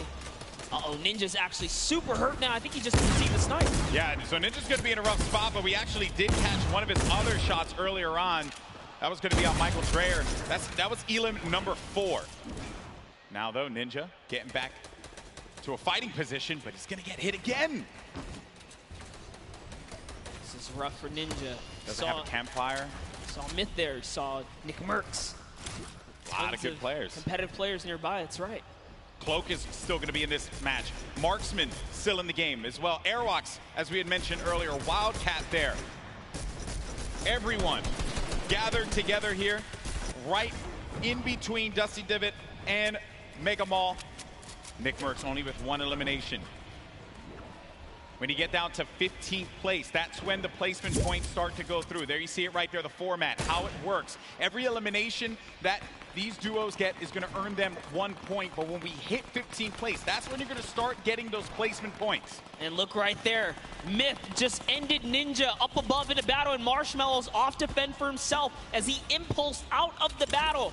And it looks like has to make a big decision here. Yep, he says, you know what, I'm going to get to zone, and it's time to leave Ninja's card behind. There's nothing he can do but play for placement at this point, so he goes straight for the high ground. Marshmello does manage to get up top there, and some great quick building is going to keep him safe for the time being. He can't get his card, and bear in mind, I mean, look at the circle. We're hitting into that half in, half out circle. Movement's going to start to happen here. Players are going to have to start thinking about those pushes, the rotations, and also who is going to be gatekeeping, preventing these solo players, perhaps, from getting in.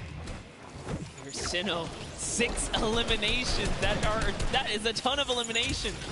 Elims matter for points, guys, just as much as placement does. For every single person that gets taken out here, Sinnoh is 1 step closer to grabbing a nice lead. There's a great shot there. Someone's pushing up. Oh, it's his teammate. Okay, we'll disengage right there. All right, time to refocus. Oh, if he's looking in the distance here, he sees Cody Walker, Yoshi, a Dukov right there. Yoshi pops something.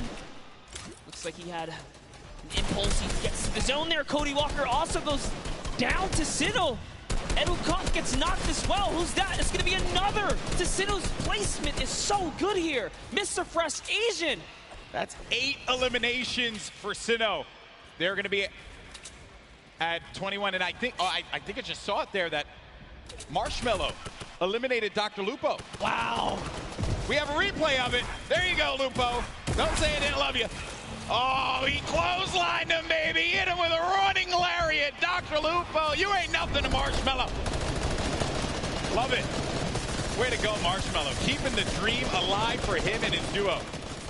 So good, even Lupo's with give no me so help. much crap for that, by the way. Even I'm okay with no it, help, he's still in it, though.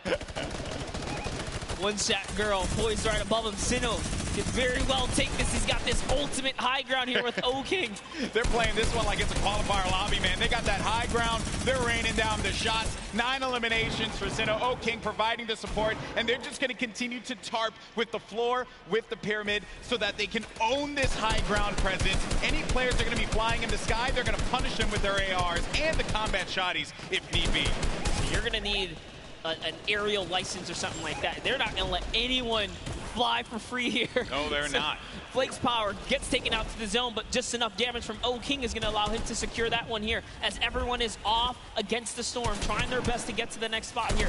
Take a look at O-King's perspective. He's got a minigun way up top. Oh, man, the minigun shredding them. You got to be careful, though, for that storm. Look how much damage is going to be taking O-King. Someone's actually above him, I believe. Look, he tried to break that right there. Yeah, it's Myth. It's Myth and Cloak are going to be engaging in this fight. Sinnoh plays that defense, protecting his teammate. Cloak is going to have a smidgen of health remaining. He's going to go right on top of Sinnoh and O-King. Chigwa just picked off one, and that's going to be Elam, number 10. On to Cloak, 11 as well will be registered. That's 11 points. We're also going to be in placement here, Monster. Wait a second, are we still on the first game? Hold up, it's going down here. Courage is still going to be in this one, as well as Myth. Look at the play field, and look who is left. Wildcat alongside with JT Brown. You're going to have Jelty there as well. iFaris, Myth, he's taking a lot of damage outside of the storm, and Myth is going to be out of it. But Courage is still in the game, folks.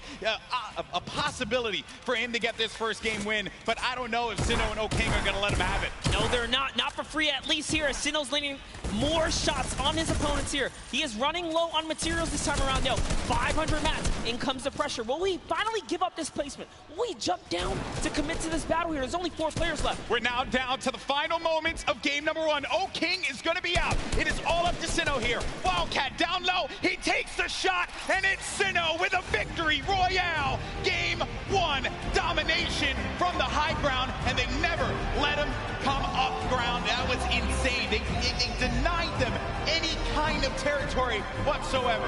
This is why I love Fortnite right there. When you know your players, you can just smell them from a mile away. They're gonna do great things. We saw them way on the southeastern part of the map, the place that we like to call the West, right? They were there, they landed there, he took out Fear itself, and in a crazy turn of events, they slapped the entire lobby all the way through to the end. Here's the final moments.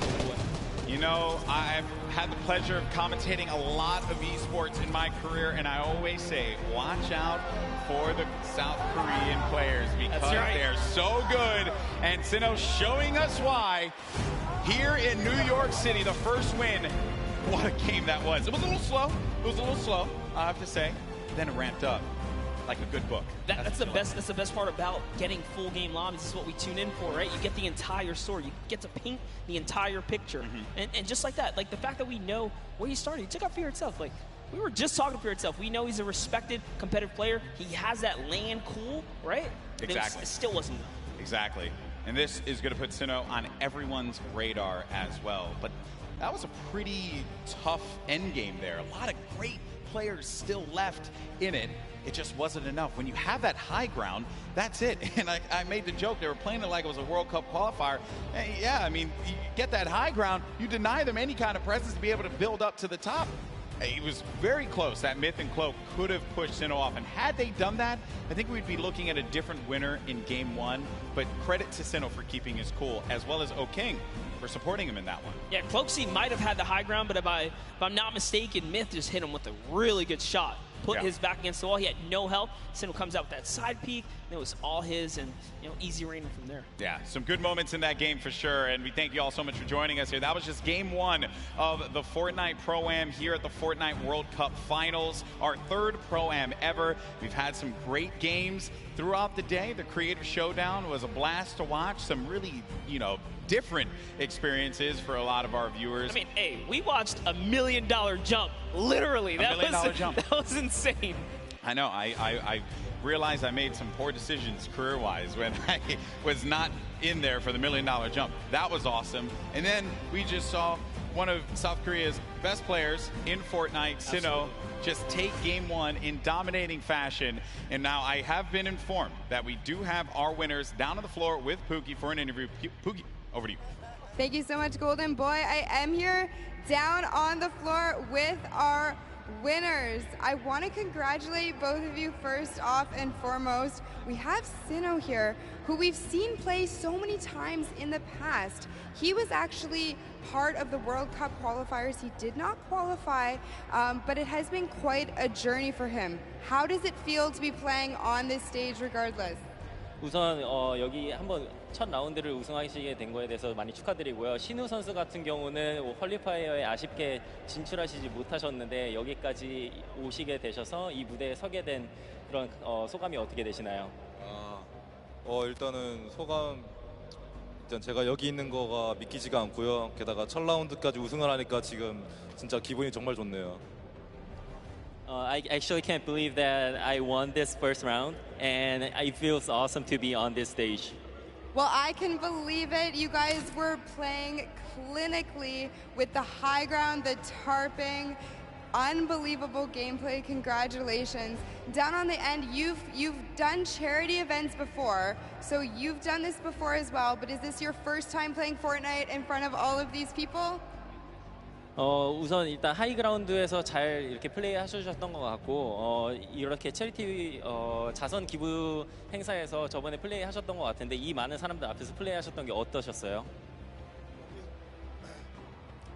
일단 굉장한 영광이고 이렇게 또 좋은 행사에서 좋은 사람들과 좋은 성적을 거둘 수 있을 것 같아서 뭐 미리 뭐 김칫국은 아니지만 좀 다음 라운드에서부터도 더 좋은 성적 내가지고 처음에 들어올 때 우리 아는 사람들 거의 없었거든요. 한 명도 없었어요. 요 대회 끝날 때 저희를 모르는 사람이 한 명도 없게끔 만들도록 하겠습니다.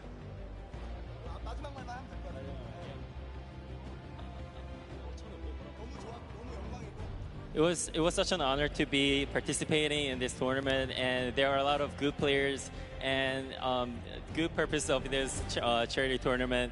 And after this is done, before the tournament began, nobody actually know us, the duo. But after this tournament, I hope that everyone here knows who we are. Perfect. Thank you guys so much. Congratulations again to both of you. I hope to see you win a few more games. But what we're going to do now is we're going to throw it over to Sundown, who's going to break down some of the gameplay. Sundown? Thank you so much, Pookie. I'm standing by here with Nick Merckx and Mario now. First, I got to say, Mario, what is it like competing on this stage, playing Fortnite, compared to playing in the NBA and competing against some of the best athletes in the world? I mean, these players are here the best of the best, you know, and in NBA, of course, it's like the best of the best players in the world. So it's kind of same in that way, but I mean, just enjoying here in front of our fans over here. I was in New York actually last year, so, you know, I'm kind of home, so. Awesome, man. Thank you. Now, Nick, I'm going to ask you about some of the gameplay we just saw in that last match. You were actually able to catch a really nice double elimination onto some key targets and then get a good rotation out. So let's roll the clip and we'll kind of take a look. What was going through your mind when you were able to catch those? Because you played a little bit slower over the course of the game and then you were able to set yourself up with the angle. So what was going on? Just trying to get on the strong end of the circle, using the impulse grenades. We both used them at the same time to get on the strong end. So what we did was we bounced across, we got lucky with the circle, and we looked for the players that are rotating late. And we got lucky, man. We had a couple players rotating way too late, and we just tagged them up. They were easy kills, you know? Very well done there. And also, I just want to give you a shout out. The grow up from you. We go way back, competed in the Gears of War stage. He actually was the one who knocked me out at my very first tournament ever. So being on this stage, Nick, what's it like, man? What's that journey been like for you? I've been here for a minute, man. I mean, it's really cool to see a lot of our same friends working for Epic and setting all of this up and being a part of this and being in the industry. I kind of feel like a grandpa, you know? We've been in it for a minute, and it's a good feeling. Yes, it's a good feeling. Good luck in the rest of your matches. Now, come on, get in here. Give a hug. Give a hug, man, Mario. Thank you so much, man. Absolutely amazing from these guys. As I said, good luck in the rest of the matches. We're going to throw it back on over to the desk with Monster and Golden Boy. Thank you so much, Sundown. That's right. You know, a lot of folks here go way, way back, and that's always a fun time when everyone's able to get together, hang out, reminisce on the good times. But we're here and now, and right now it is currently Sinnoh and O King's time because they won game number one. Let's take a look at the standings when we get a moment to see where we are currently, because as we know, that victory from the South Korean duo, hey, let's not forget, Sinnoh, this is a guy that nearly qualified for the World Cup a few times now. A lot of talent. And I'm just glad that people, they said it right, that we want people to know who we are. And I just want people to know who these players are because they're so good. They're so talented. Yeah, without a doubt, when you guys obviously get this translated, no, the competitive community absolutely know who these players are right here. For and sure. you guys deserve every ounce of respect, especially from the public. But we have some standings. Let's see. Right. Let's see where these players are, Golden Boy. That's right. Let's take a look at the standings. Where we are right now. Who is going to be behind in this one, right? So it's going to be, it's going to be Airwalks and RL Grimes. So no surprise. Picked up 7 eliminations out of that game. All right. Courage, Sean O'Malley in 5th place. You got, let's not forget about Garber Reaver and Gelty in 4th, and Robles and Chigua in 3rd. Tifu and Nav in 8th place. I'm jumping around here, just looking at some of the players that we've talked about. Maybe some have had unfortunate circumstances become them, like Tifu. Got hit with the trap. I mean, we saw Ellie earlier today, right? He just pointed at the camera, walked off, representing for JP, Japan, right? That was a good interview. Good to see him in the top 10 right here. But as we move on to the second page, and just take a look here, all of your favorite content creators, a couple of elims on the board. It's not bad at all. No, not at all. It's only game 1. You have plenty more to go here. Ninja and Marshmallow in 14th place. We covered them quite a bit in that last game because they stayed put at pressure plant and did not really need a reason to ever rotate around. Because of that, Ninja was able to punish a few players flying in the sky, kind of like when you caught Tim the Tap Man midair. Yep. That infantry rifle was huge for him. Maybe he's going to be able to do that again. Obviously, let's see how the circle works in your favor. But that's it. Game 1 is behind us. Now it's time for game number 2. Come on, New York City. Do these 2 New Yorkers proud. Let's start to make some noise and get hyped. Detonator's excited. I'm excited too. The countdown is about to begin. Who is going to come out on top in game 2? Here we go. The battle bus is flying over the island, and we're going to get a good trajectory here. Going over the ice biome, Bipolar Peak, making its way over to Lonely Lodge. That's right. It's cutting straight across the map. Straight in half like a fresh New York pizza. It's straight down the middle right here. And everyone's going to get their take of the slice. I love making I like that pizza reference, bro. You just have to. It's too easy. They're just giving out here. You can't be in New York and not make the pizza reference. Got to make the pizza reference. And also, Chinkin, if you're listening to me, you fold the pizza. You don't eat it. The question is, do you flip it upside down on the cheese side, or no, man? No, fold it straight up. Just asking. Some people, they advocate for that kind of stuff. Those people are crazy. Take a look here. You see Detonator floating on by. Marshmallow right there. No surprise, they're going right back to Lazy Lagoon. That's going to be their hometown, and they're getting landed on. By the way, you take a look at that map. There are some players nearby.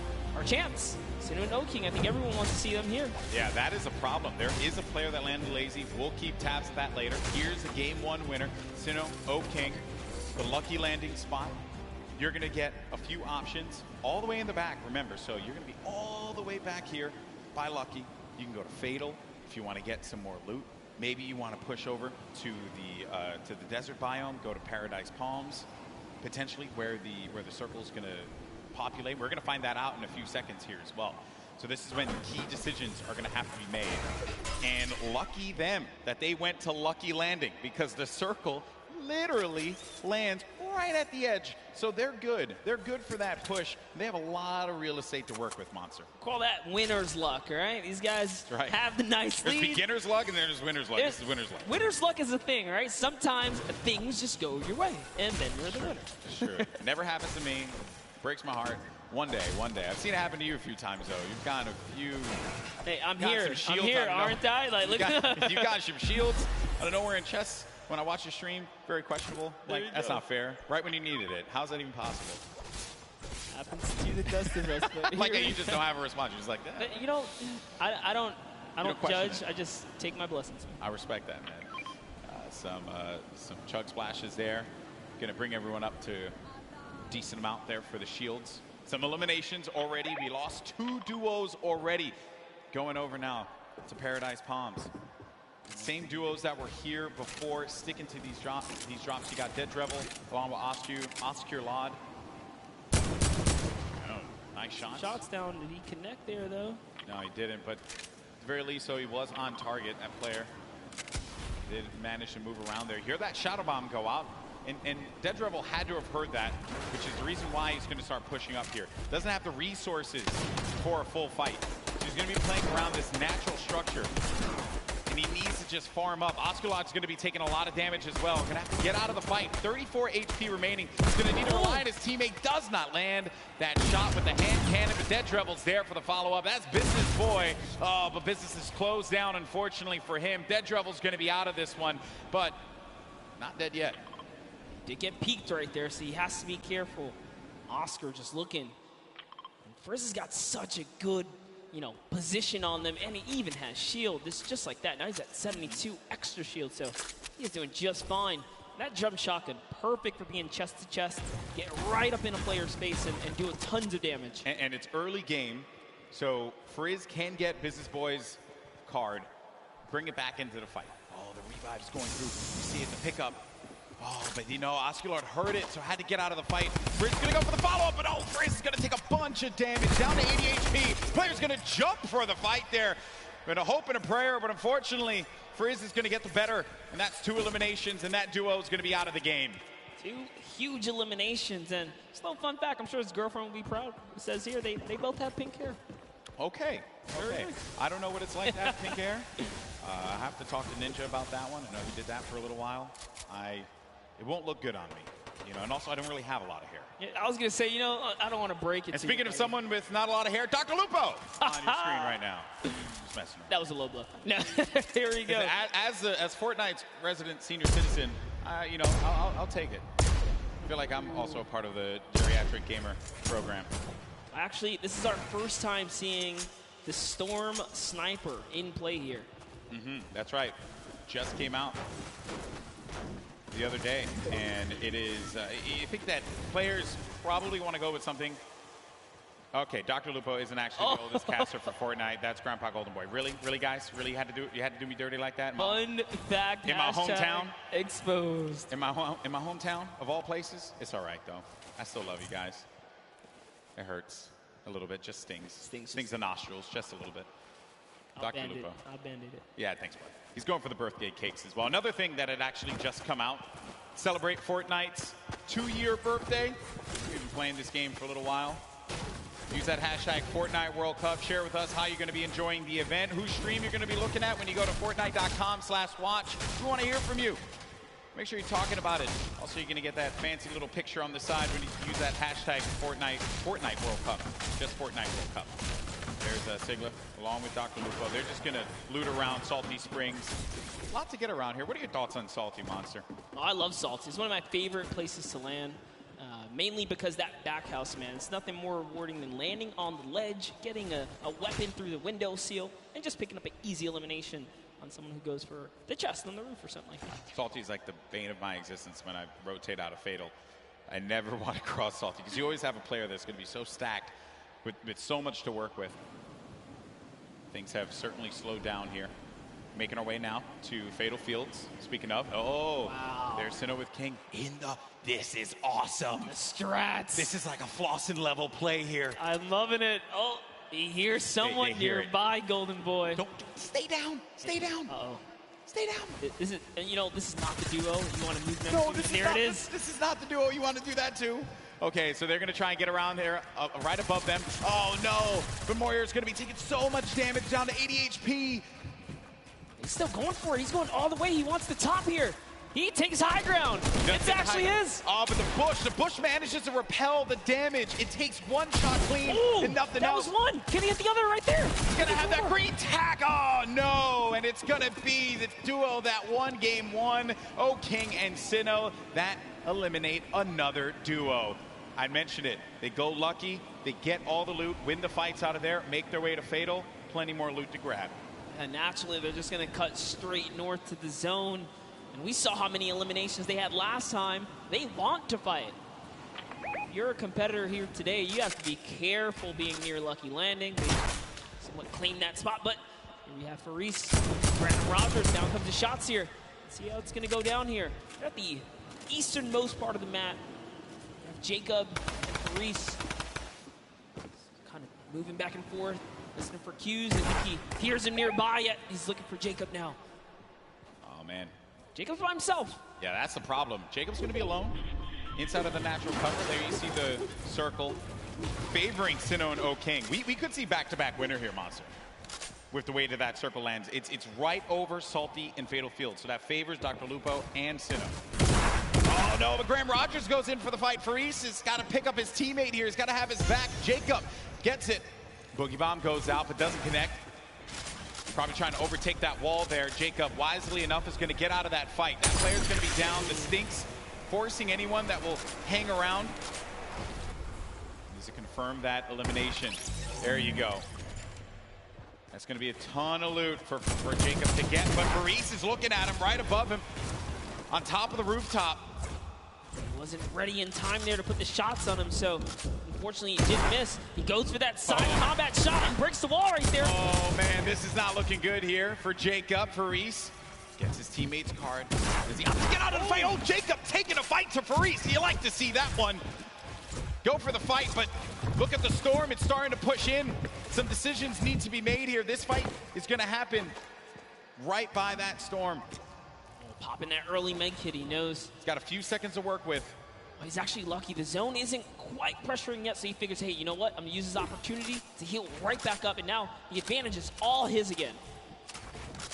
Slight lead here. He's looking for it. Finds right in front of him. Oh, man. You just don't expect that. You're hearing all this movement around you. You don't know where the attack is going to come through. And they're just dodging and dipping around one another. Such an intense battle, and Faris still has minis left. That might have been his last heal there. Oh, the Jacob quad. decides, you know what? It's time to back up. Take the trusty quad. Get out of there. Long. Yeah, no reason for you to push that fight. You have your teammate's card. Then we go on forward, and you got Slogoman, who just got beamed. Beamed. Marshmallow with the snipe? Marshmallow. Okay.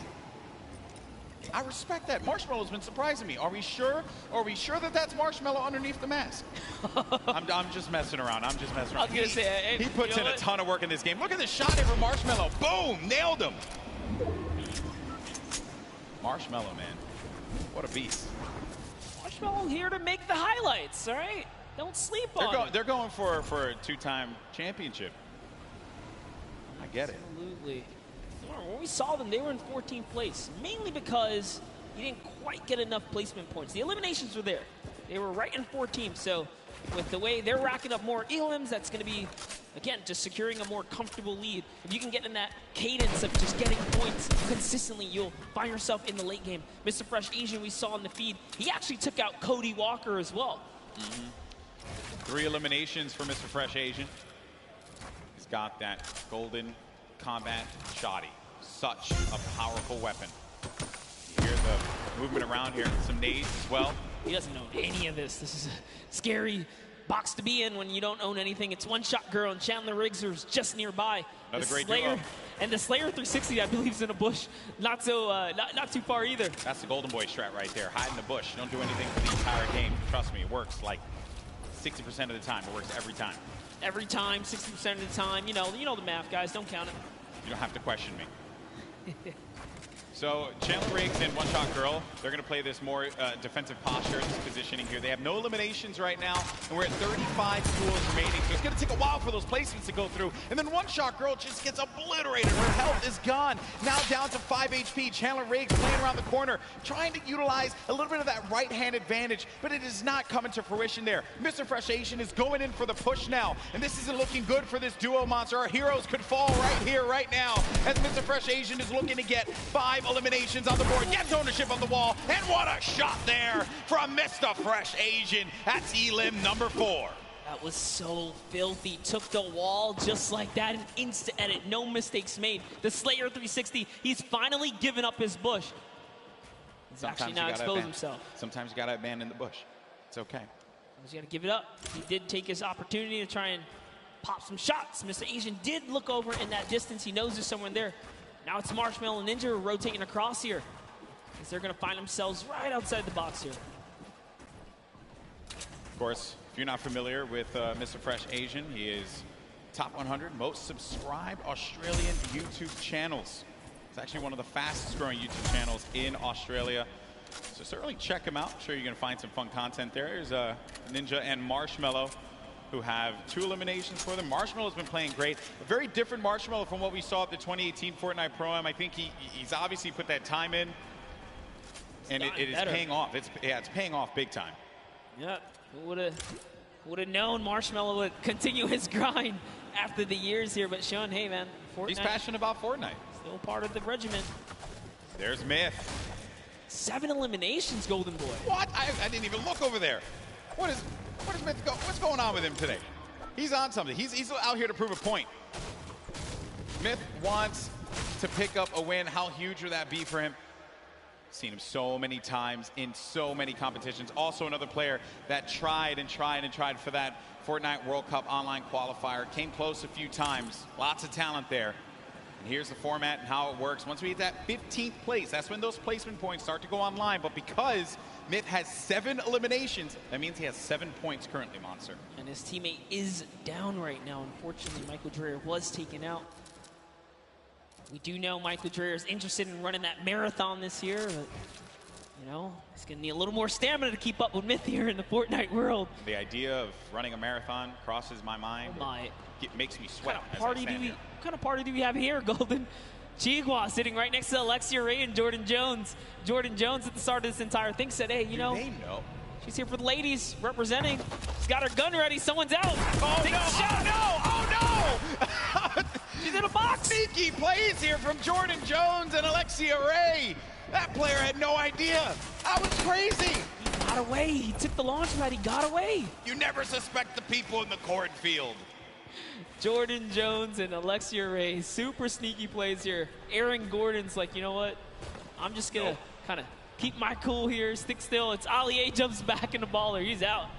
He's like, yeah, you better be careful, man. There's some crazy people in the cornfield. It's like The Shining out there. Look out for that. Okay, and they're crouched, so you won't be able to hear their movement. You have to really focus on it. They got there just the aim set. I like this strategy. They are eventually going to have to move here. Same thing for Ali A and Aaron Gordon, which for them, I'm sure that they're a little worried about where these players are going to be. Listen, Ali A might be a famous YouTuber, and Aaron might be huge on the basketball court here, but you step to these two ladies right here, they're going to make you look like little boys. They are ready to fire away right now. They are so ready.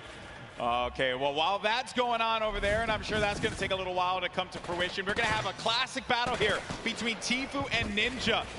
Marshmallow trying to play that supporting role as well as Nav here.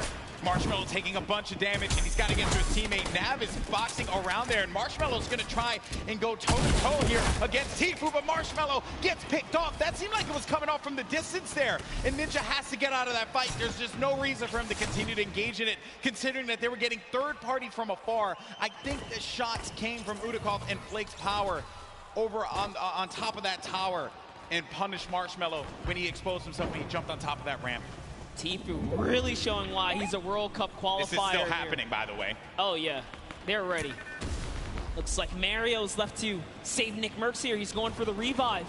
Aiden's going to go in for the fight, though. Mario's got to be prepared for this. And Nick Merckx trying to direct traffic. He's got a few seconds here to pick him up. Aiden right outside. He's trying to pummel his way in through the doorway. Mario, again, setting up the defense, helping him out. Aiden, very weak. Came second place at the Summer Block Party, Monster. That's right. Can the Trailblazer, professional basketball player, Mario, fend off Aiden, ghost Aiden right here, right now to save Nick Merckx. And he's going to be hacking around each wall here. He always does it. Up and he gets ownership of the wall. You never want to go toe-to-toe with Aiden in the box, baby. He's going to punish you every time. Such a clean wall-taking transition. Always using the same rhythm. Hits the left wall, hits the right wall, doubles back, takes the wall, makes the quick edit, and it's his to go here. Sinnoh and O-King now hopping back with our previous Game 1 winners here. Still in the running, 2 eliminations. Tons of materials, launch pads, campfire. He's got everything he needs. And what's even better, they have the circle. The circle is in their advantage. We're now into Storm Phase 5. I'll tell you right now, he's going to build all the way up and start crushing players when you got zone like this. Let's see it. Now, some of you may be wondering what's going on right here. Maybe you're new to Fortnite. What he's doing is he's using the edit to peek through the pyramid so that this way he can get the lay of the land. Fortnite's all about information. What can you get out of players rotating? Who can you punish if they're going to be out in the field exposed? That can give you some more eliminations. More eliminations means more points. Kind of like what Sinnoh's seeing right here. This guy walking around by himself, and he knows that players are going to be above too because he's hearing the shots that are happening above him. That's going to be Jelty and Garbarever over there as well. I like that. Here comes an artillery strike right on Mip's head. He is in the fray here. But Mip also, tons of mobility here. He's got the minis. There you go. He knows he's on camera. What's up, Myth? There you go. Okay, so use the launch pad to get out, but he's in the sky, and those players are going to be hanging around him. He could get picked off. Dr. Lupo in the storm, but Dr. Lupo, no, unfortunately for him. Overstood his welcome in the storm right there. It does manage to take him off. He secured the point before he was taken out there, but back to Myth. Myth's got 8 eliminations. He's so close to some placement here. Remember, they just have to get top 15 with the duo. There's only 20 duos remaining in the lobby here. The way this format works, it's similar to your other competitive formats that we've had over the weeks of qualifiers. Every elimination's a point. Oh, a lot of great players are still going to be in this fight here. Monster, Airwalks is in the fight. Grime as well. Symphony, Tim the Tatman. Got Marksman, Cloak, Aiden. He was taking a bunch of damage. He's going to go down from his teammate, Sean, who takes him out. Wow. Gets Nick a 30. Symphony finds Ellie. And here's Sinnoh, game 1 winner, still living his best life. Picking the fights that he needs to take. King gets an elimination as well. That's going to be 3 points for this duo. And he's letting these guys above him deal with him. Ninja having to take so many shots and play defense. He's running out of materials quickly. When those shots are coming through, you'll be shocked how quickly you're going to lose out on the wood, the metal, the brick. Yeah, it really was a nightmare scenario for a second there. Forced to drop the campfire prematurely and go into the surges here. But they didn't forget about him. As soon as he picks, he gets lasered down, and all of his health is now gone. And Tfue, perched up right here, is going to catch Sinnoh straight out the sky. That is huge, Monster. He gets Sinnoh, the game 1 winner. That was the pacemaker for the game 2. And now it could be Tfue playing that strategy that we saw in the Fortnite World Cup online qualifiers. Going for the high ground. He's going to be by himself, though. 5 eliminations. Player right in front of him. Waits it out. He's just looking for it here, Golden. Trying to see if he can find the shot, find the angle. This is what Tfue's known for, playing for those early high ground position. Holds here, and he's not afraid to go for it. There it is. Chucks his way all the way across, takes the shots. Wow, this guy as well. And look, he's just going to 90 on up. Great shots, has shockwave grenades, also has shadow bombs to utilize to his advantage if need be. Ninja's still going to be in the fight, as well as Cloak. The high ground's been eliminated, but that player does manage to get above him. That's going to be Sean. That was Sean who goes all the way up to the top. Tfue's going to be playing in the mid-ground. Symphony right next to him. Jacob still in the fray as well. Saw him in that crazy battle earlier on. He's still in the action. And look at what's going on. That circle's going to be moving toward that mountain, which means players have to start making their way up. You are seeing a truly competitive battle right here between Tfue and Sean, who is trying his hardest to take him off the high ground. But Tfue is now landing on Airwalks, another World Cup qualifier, and he is going for this high ground, truly machoing up with the impulses. He wants it. He's going all the way. Look, he just built it back up. That's Tfue's high ground, and no one else is going to take it unless it gets shot down. But he does stabilize there. Airwalks is looking to punish Tfue, and he does get above him there. There you see, right at the top. And then Myth is going to snake out and just get to that side of the circle. Tfue taking damage. He has to be careful. He's in that shadow bomb state, so he can't build, but he needs to be quick with it, and he does manage to stabilize for the time being. Ninja's going to be in a world of hurt as well. Look at his HP. Will Tfue make the quick peek right here? He sees someone in the wall next to him. Myth actually forgot to edit, and now he's in the storm down to the bottom right. That might be the end for him. Oh no, Myth, not like this. He tries to get out. He does manage to stay alive. Oh no, Myth is going to get picked off by Airwalks. Sean, Airwalks is weak as well. Jacob now has a high ground. Cloak and Tfue. Tfue said Cloak was a player he was worried about, and it could very well be the case here. He's looking around. Airwalks dealing with a lot. As Cloak, he's going to lose all his shields. We're going to have a proper 1v1v1 here.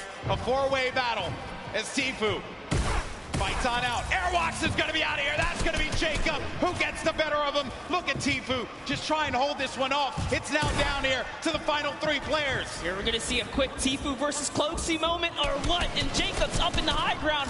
You know he's not going to give him any freebies here. They have to go up the mountain. Jacob is going to be the problem here, not Cloak. Here's Jacob looking for him to push around. He does manage to tag him. He gets a sizable amount of damage, but he loses the high ground in turn. He loses the high ground. Jacob, look. Oh! The side shot of Cloaksy as the storm wraps up Tfue. I lost my voice there. I lost my voice there, people. I'm too old for this. What a battle that was. Jacob with the win against 2 of Fortnite's premier players in Cloak and Tfue. Crazy battle. Ninja slides off the mountain, falls to the zone. Airwalks goes down to Tfue's aggressive push. Wow. And in the final moments, it turns out it's Cloak versus Jacob. And here's the last moments, fatally leaving the back door open. And that's why Cloakzy goes down. And Tfue ended up falling because of the storm. He couldn't get up the hill quickly enough. I'd mentioned before, that was a concern. When that storm started moving, the players that were down low, those are going to be the ones that suffered the most. I'm just shocked that Airwalks got picked off the way that he did. And Jacob, what a win for him. Huge victory. And again, against two fantastic players. 2 shotgun bullets left in the final moments right there. Wow. Just 2. That was crazy. You know, okay, I think we had a good time with that one. New York City, what do you think about that last game? Because that was a pretty sick one. I think you can all agree with me on this one. Great matchup, through and through, Monster. What a start. I thought we were going to see 1v1 Tfue and Cloak, and I was going to lose my mind. I may have jumped off this stage. I don't even know what I was going to do with myself. We were that close to that moment, but hey, let's not take it away from Jacob. No, we're not at all. Jacob really played it so well there. Airwalks is doing also just a great job of just chopping him down, chopping down Tfue, really being a pester. That could have been Tfue's game easily, but just pushed the wrong ones. Even Sean was giving a hard run. The tone of the lobby changed as well when Sinnoh got eliminated. Yes. Right? Once people saw that pop up in the elimination feed, they knew that there was going to be an opportunity, because you get a player like that out of the fight and there's going to be free reign. There's going to be movement to be had. But it was really the real winner of that match was the hill. Was the hill. Because once that hill started moving and the storm started creeping forward, you knew that so many players are looking up and they're like, ah, crap. I gotta have to deal with that As thing. Sundown likes to say, good old man Mountain claims another. Always gets his target. Always gets his target. That was a good one, folks. We're probably going to get some words from our winner in a little bit. They're probably getting themselves all collected. I think we all kind of need to collect ourselves after that one. I thought Jacob lost that, man. Because when he lost the high ground, I'm shocked that the wall didn't get placed in front. But I think he probably felt like he had that angle and he wasn't going to get clipped. Yeah, Cloakzy really thought that he had the leverage, being that he just came over the mountain. He knew Cloakzy could not build in those, or Jacob, excuse me, couldn't build in those final moments. He had 0 builds. When you see that kind of, you read the player and they're not doing any builds like that, you're like, oh, I'm good.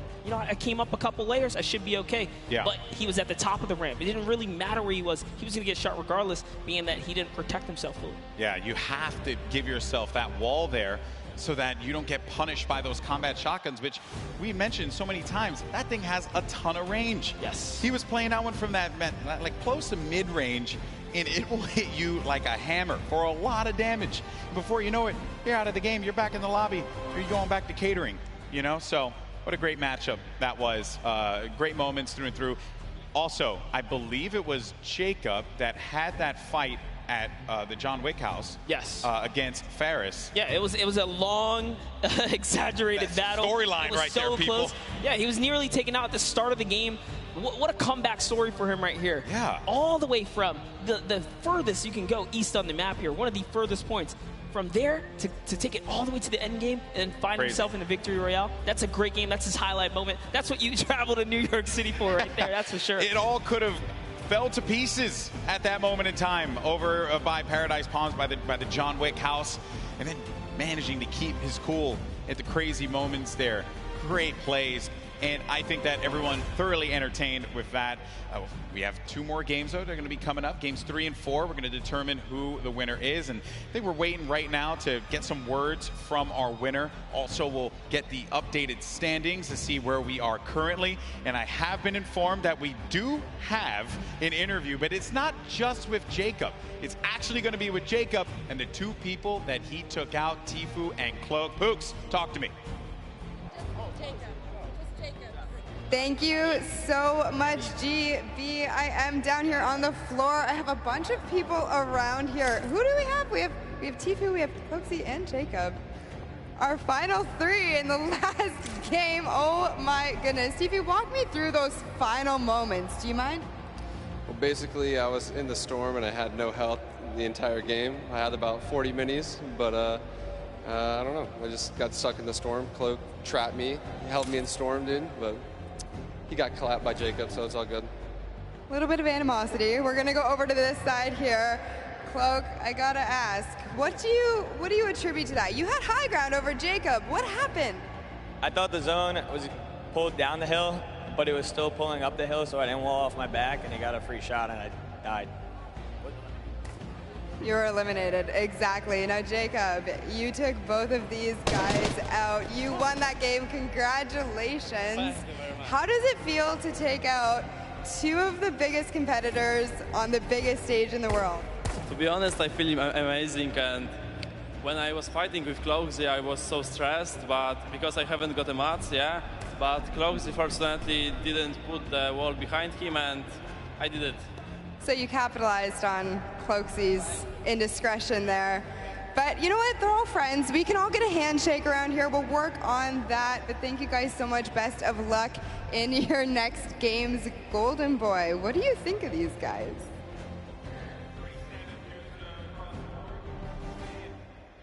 I think that the important thing to note here was that you're in those moments where you have to pay attention to where that circle is going to be going, and you just don't know at that exact moment. You're just got out of a crazy fight. You managed to get high ground. You know that this guy's below, and you don't see any builds coming out. So at that point in time, you're like, okay, I gotta just heal up. I gotta heal up. That's what I'm focused on. Yeah, the problem is you can't assume anything, especially in these final moments. You don't know if you're going against a pro or a celebrity. And, you know, Jacob right here traveling all the way from Poland now to show up and make it happen.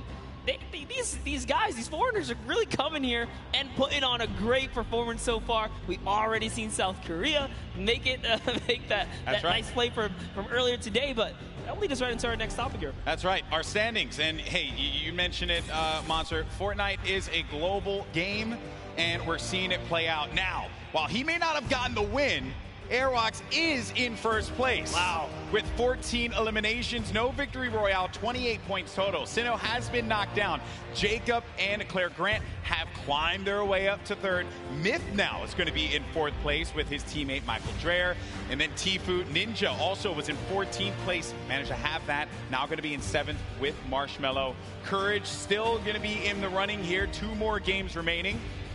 Lots of points. And looking at the breakdown, it's not that crazy to have a big game and be able to come back into this one, Monster. No, absolutely not. You can just tell from the points here that a lot of this is placement-based. Placement, yes, the teams that are catching heavy eliminations are doing fantastic so far. Just taking a look here, a lot of players are in the running. Look at Nick A30 and Max Carver.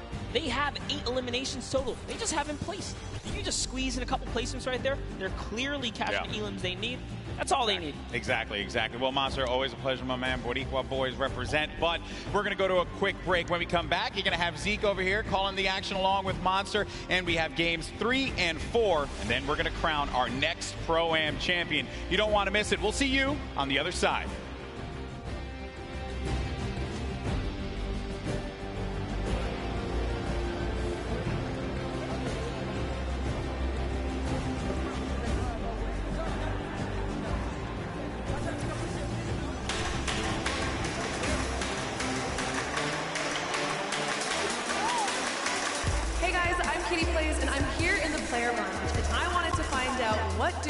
Targeted the most today. I think it's going to be Ninja, Marshmello, and Tfue and Nav, but let's find out for ourselves.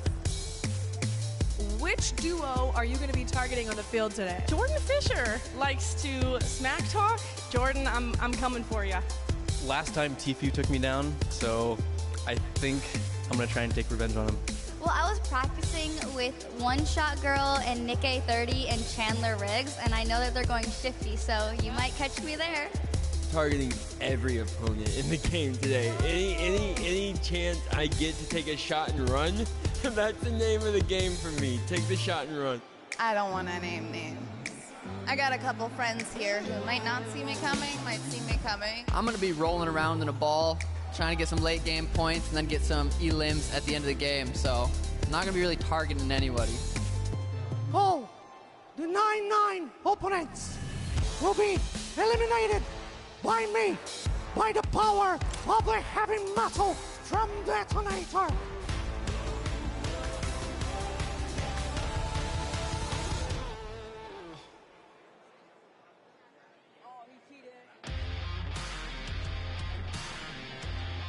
Hello, Fortnite fam. My name is PookieFace_. I've snuck up to the caster's deck to find out what being a Fortnite World Cup caster is all about. And to outline that a little bit for me, I have my friends here, Monster D-Face and Shio. So why don't you tell me a little bit about what goes in, what the process is for being a Fortnite World Cup caster? Well, it all begins with preparation. When it comes down to handling what is the Fortnite World Cup, you have to prepare. We're talking solo and duo competition here. Not only that, we are slammed with a Pro Am. So you have to cover bios. That's what me and Shio do. We sit down, even today, we go back and forth. We're talking hours of preparation on players. And Shio, what are you doing specifically to help the casters, and what are you bringing to this broadcast right now? So Monster talked about preparation. For me, it's all about the back and forth. If the caster needs any type of knowledge on a situation going on in the game, I've got that. We have 3 screens down here. One has the main game on it. The other 2 just have information and a broadcast alert section. If they have a question, they ask me. I've done all the prep with Monster for weeks, days of cramming as well, and we just get to it. Questions back and forth, relay the information, and yeah, just behind the scenes work. So you're essentially the Fortnite encyclopedia then, and you are just relaying the information. I hope that gives you a little bit more insight into how our casters prepare and bring the World Cup action to you.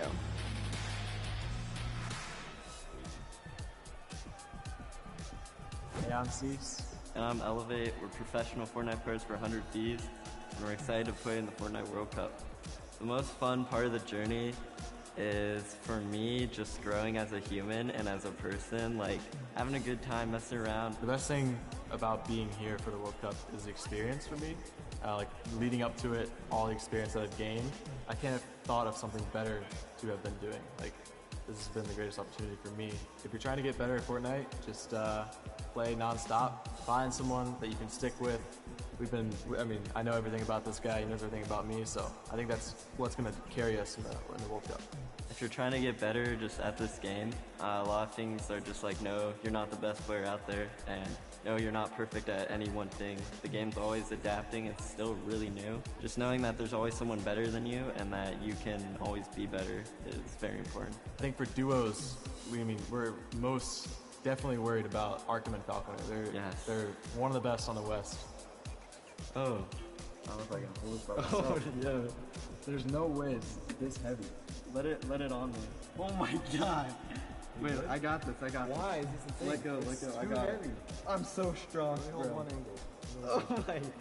Why did they make it this heavy? This makes no sense. Shouldn't you know we're all like scrawny little gamer boys? Like, I'm going for it. Oh.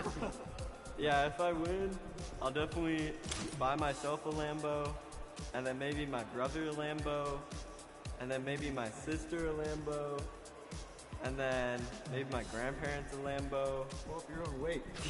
Maybe my father a Lambo. This is Cease, and the world's cutest e-athlete. Make sure you root us on the Fortnite World Cup. I'll see you guys later.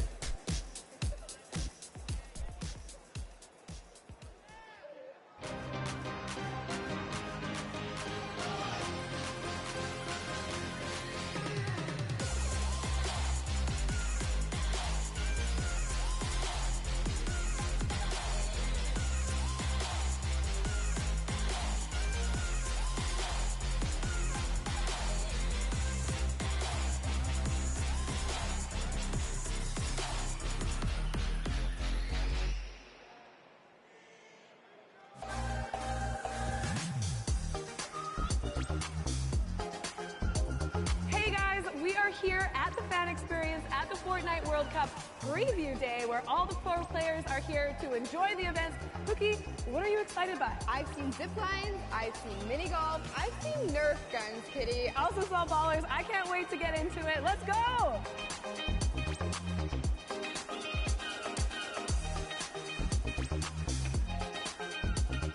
We made it! We climbed up the mountain and we are preparing to zip line off into Lonely Lodge. Are you ready? Yeah, let's go on an adventure!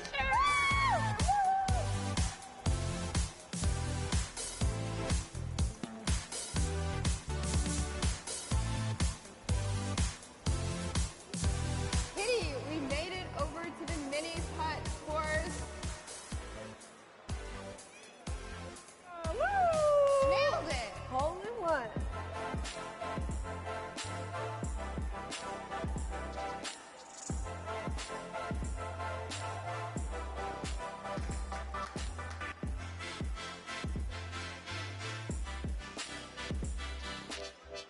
Cookie, I had so much fun here at the Fan Experience Preview Day. So did I. If any of you are going to be at the Fortnite World Cup this weekend, please be sure to come by the Fan Experience and check it out. But for now, we have so much more Fortnite action going on, so let's head inside and check it out. Let's go!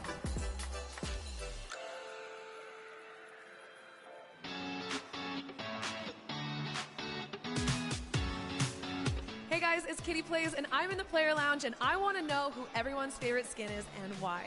I think I like the hamburger guy. You know what I'm saying? But it's a big target, but I like the way it looks.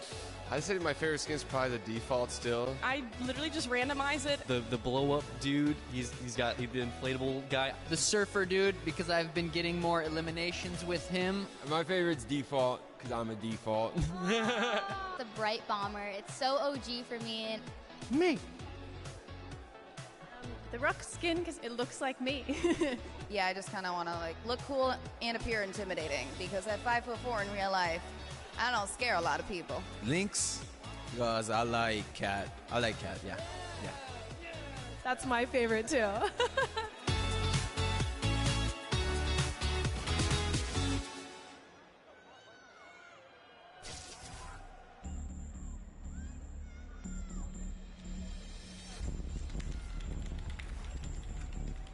It's not really just sitting in the chair and messing around on my computer. It's more serious stuff behind it than that. If I work out, I have a mental coach which helps me relieve stress. Awesome. If I try to eat healthy, I usually eat chicken and rice. I think that's why I play in such a high level. He is so innovative. So this is what I was talking about. My name is Martin Foss Anderson. I'm 14 years old, and I am Mr. Savage. Let's go, boys.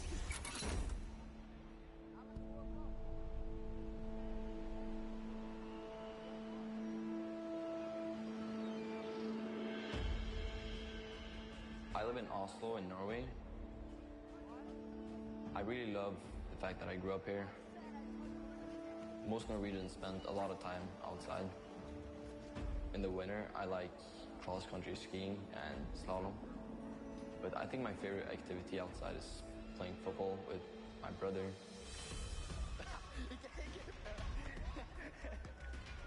He's 17 years old, and his name is Michael. My brother and I have always been competitive. We'd always hang out together, play a game of chess, playing ping pong, and it's always fun. Oh, let's go. Wow.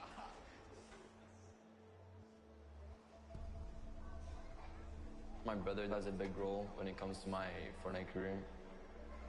He introduced me to the game, so without him, I maybe wouldn't even have started playing the game. At the beginning, we played a lot of games. I was better than him, and then he just exploded and took over. He has insane reactions. He thinks really fast. Oh my goodness! Mr. Savage M! My creativity gives me a couple of advantages. A grenade launcher. He's using it perfectly. You gotta place your structures quick. You gotta be fast, especially in the late games of the match. The best shadow bomb use I've ever seen! Rising to the top of the mountain. Oh my God!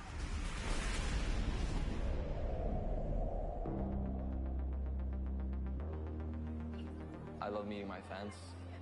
They're super nice. The fact that I'm probably gonna have over 1 million subscribers by the time I reach 15, it sort of blows my mind. If you picture 1/5 of Norway's population clicking on my subscribe button, that's kind of crazy. He's managed to do something which not many people can do. He's the world's best at the game. I'm really proud of my little brother. Let's go, dude. My greatest passion is playing video games. I'm really fired up for playing in New York. I can't wait to see all my hard work pay off.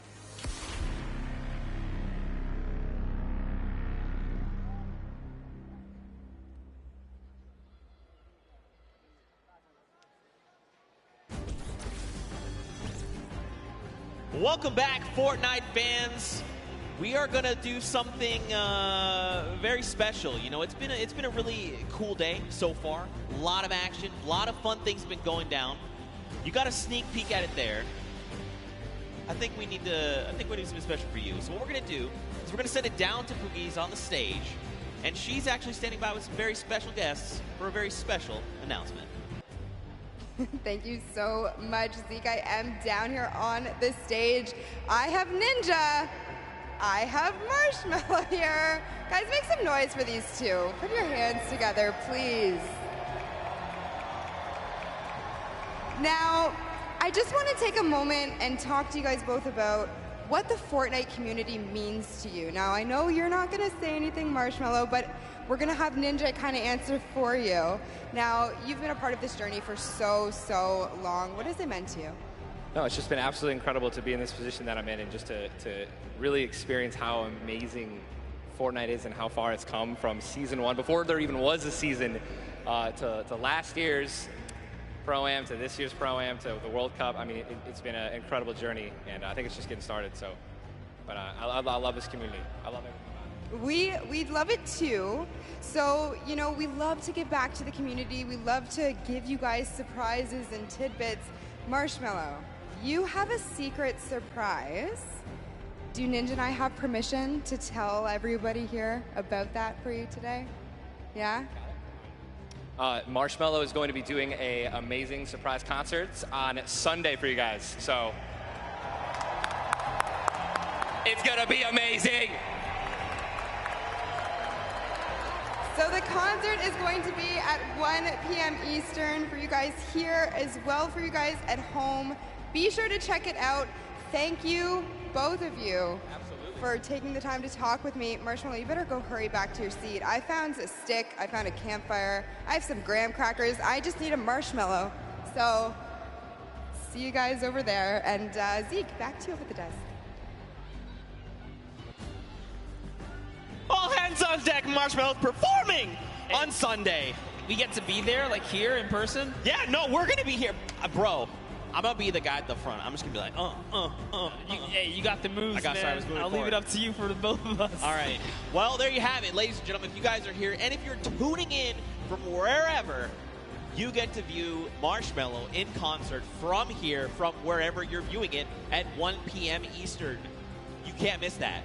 That's going to be insanely hype. This has already been incredible. That's a deal times 10. I mean, also, really quickly, Monster, I like how I left you and Golden Boy here for, like, 2 games, and you've already just, like, what is this, man? What is this? Hey, well, you know, we needed keep something the desk clean. The aroma of pancakes, you know, keeps them calm. Wait, can I get those back, actually? That's actually a really good point. Anyway, we'll get to that in just a little bit. You know, guys, we've had an incredible day of action. We've already got 2 Pro Am games down. We've got 2 left to go. Now let's get you back up to speed, just in case maybe you've forgotten. Maybe you're tuning in for the first time. This is a very classic format. Top 15, top 10, top 5. And the Victory Royale are all the placement thresholds. And every single elimination is, of course, that 1 point. Let's not forget, Monster, we are playing for charity. That's right. Yes, we are here. So you want to play for these placements. You've seen up until this point, it's been very intense. Everyone has been giving it their all. We've seen it out there. Shout out to all the regions that have been representing as well, because this leaderboard is looking nice. But here are the prizes they're fighting for. The charity, big first place, $1 million can go to your charity of choice. Of course, we're looking at duos competitions. They can kind of divvy that out. But everyone here is a winner, Zeke. That's right. And, you know, at the end of the day, that's what this is all about, right? We're playing for fun. We're playing for charity. And, of course, I mean, we've got an insane roster of players, from Ninja and Marshmallow, your 2018 Pro-Am champions, to RL Grimes and Airwax. They are your Summer Block Party champions. Also, you're going to see Airwax on tomorrow playing in the duos competition. I mean, we've got people from different walks of life all coming together and putting on Peely outfits, because why wouldn't you, you know? And we saw Max Carver up there for a second. He's had roles on shows like Desperate Housewives, and just a ton of celebrities here kind of showing face, bringing support to Fortnite, but also doing it for a right cause, which it doesn't get any better than that. Take a look at Ashley and Exile. Yeah, they're just killing it. You know, those dance moves. Cloak, get off your phone. What are you doing? You're supposed to be dancing. Did you not get the memo? There it is. Give the big wave to Cloak if you're out in the audience. Give him a wave. Yeah. Look, but if you are using your phone, hashtag a Fortnite World Cup, tweet at Cloaksy. Obviously, he'll see it. It's right there. But, you know, show some love. But see, on the other end, you got people like Lachlan, right? Look at that. They're forming a strategy. They're like, look, this is the circle. This is where we're going. And then you've got some people that are just trying to accessorize. You know, do I want a little, which back bling do I want? Which skin do I need to rep while I'm eliminating the entire lobby coming out on top? This is just Fortnite, right? This is kind of where we're at right now. That's right. It's how it is. Tim the Tapman here. This is a powerhouse lineup we had right there for a second. Saw Doc Lupo and Courage all kind of lined up. Good to see all the buddies able to be close by. Oh, yeah, and let's not forget Monster. In case you guys didn't know, it's actually Fortnite's second birthday. That's right, Fortnite is 2 years old. So hop in, play some games. There's some challenges. There's also birthday cake all over the map. Also, in case you didn't play the last time, there's actually these gigantic presents that land on the map randomly, and you can farm them for materials. They've got things inside. Are we still going home Monday and, like, grinding? Yeah, no, absolutely. That's absolutely happening. I need to get the last Fortnite. I need another 65,000 experience if I want. We're going to make it happen. Me, Bala, Shayo, Z. Squads, Monday, happening. We're going to get you that. We're going to get you Singularity. I hope so, dude. I hope so. Man, but we're gearing up. The players are, of course, getting ready to board the battle bus. It takes a while to get up 100 people on the same bus, especially when you've got people like Tifu Cloak, Detonator up on deck. Look at, oh, I'm sorry. Whoa, my bad. My bad. I'm sorry. Don't detonate him, all right? Keep calm. He's been doing good so far. Whoa, the ultra zoom right there. You got Marshmallow there in the back. I mean, again, Sean there on the left. So many incredible people. I recognize the pink and blue hair. I can't remember his name. Oh, Ninja. That's right. Oh, that guy. Clearly, yeah, that guy. Clearly a joke. I mean, what an awesome gift. Don't forget as well, we mentioned the Marshmallow concert. That was a big, nice reveal they did. 1 p.m. Eastern. Be here or be in-game. You can watch it on twitch.com, fortnite.com/watch. So many different avenues to watch. I know Detonator's been stealing the show, but, you know, shout out to Python Bum, a Brazilian YouTuber, told us that he wanted to play his first Battle Royale. He won his very first match, and then he didn't win for 2 weeks after. Right, for sure. And, yeah, man, I can't stress that enough. That concert's going to kick off everything, right? The final day of competition. Really looking forward to it. Monster, who do you think? So we've watched 2 games, right? I mean, we've had some incredible games. I think in that first game, Sinu just caught me off guard. He had control over the entire game. Then Jacob in that last game, he went head-to-head with Cloak and Tifu, and he was the one that came out on top. So this feels almost like anyone's game, right? Anyone can come out and win. What have you kind of taken away so far? No, absolutely. We saw in game 1, once I saw during the Pro-Am walkout, if Sinu and O-King were in the running, I was like, oh snap, we actually have some stacked up teams here. We already saw what Airwalks and RO Grime can do. They haven't won a game, but they are in first place as far as we know the last time we saw the standings. Right. That just shows that consistency. We know these guys are going to continue to be consistent, but, you know, at the same time, you saw Myth pop up at the end there. You saw Nick Merckx and Mario kind of pop up at the end as well. Aiden's still making his points in appearance. So everyone still has a fair shot, especially if you're in the, I'd say, roughly top 15 so far. For sure. There's only 2 games left. Yeah, for sure, man. I mean, it just takes one incredible pop-off game, right? You just drop like 10 eliminations. You make it even as far as top 5, and you're just going to be back where you need to be, trying to vie for that #1 spot. You know, I think for me, you know, I want to see more Sinu. I'm going to be completely honest. Like, he's part of T1. You know, we've seen him on Qualifier long. This guy's insane. I'm just looking forward to even more action. I'm actually curious. Wow, that's so weird. I was actually going to say, is Nick A30 going to show up? Because, whoa, hey. We saw Nick A30 for a while there. I lost. I blinked first. I blinked first. Death stare. Yeah, there you go. I blinked. No, I was actually going to say Nick A30. You know, people like One Shot Girl and Chandler Riggs. They are very. All right, everyone. First one to blink loses. Everyone in the stadium. Here we go. That's right. Don't blink. Cloak, don't blink. Oh, he did it right there. We saw it. He doesn't know how to play this game.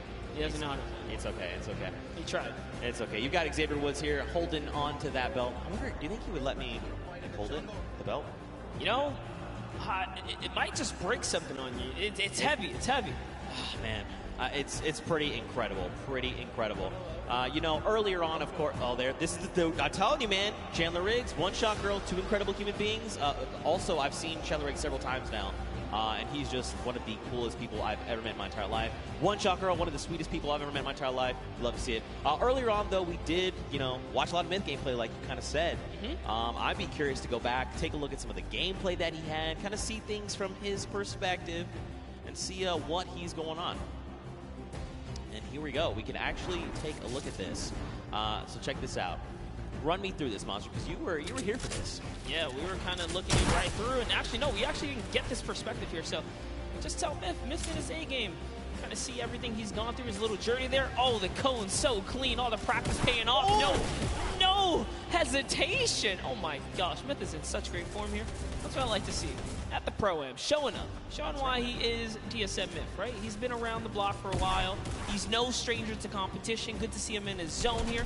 And remember, most of the time he competes, he's under the NA West versus East, right?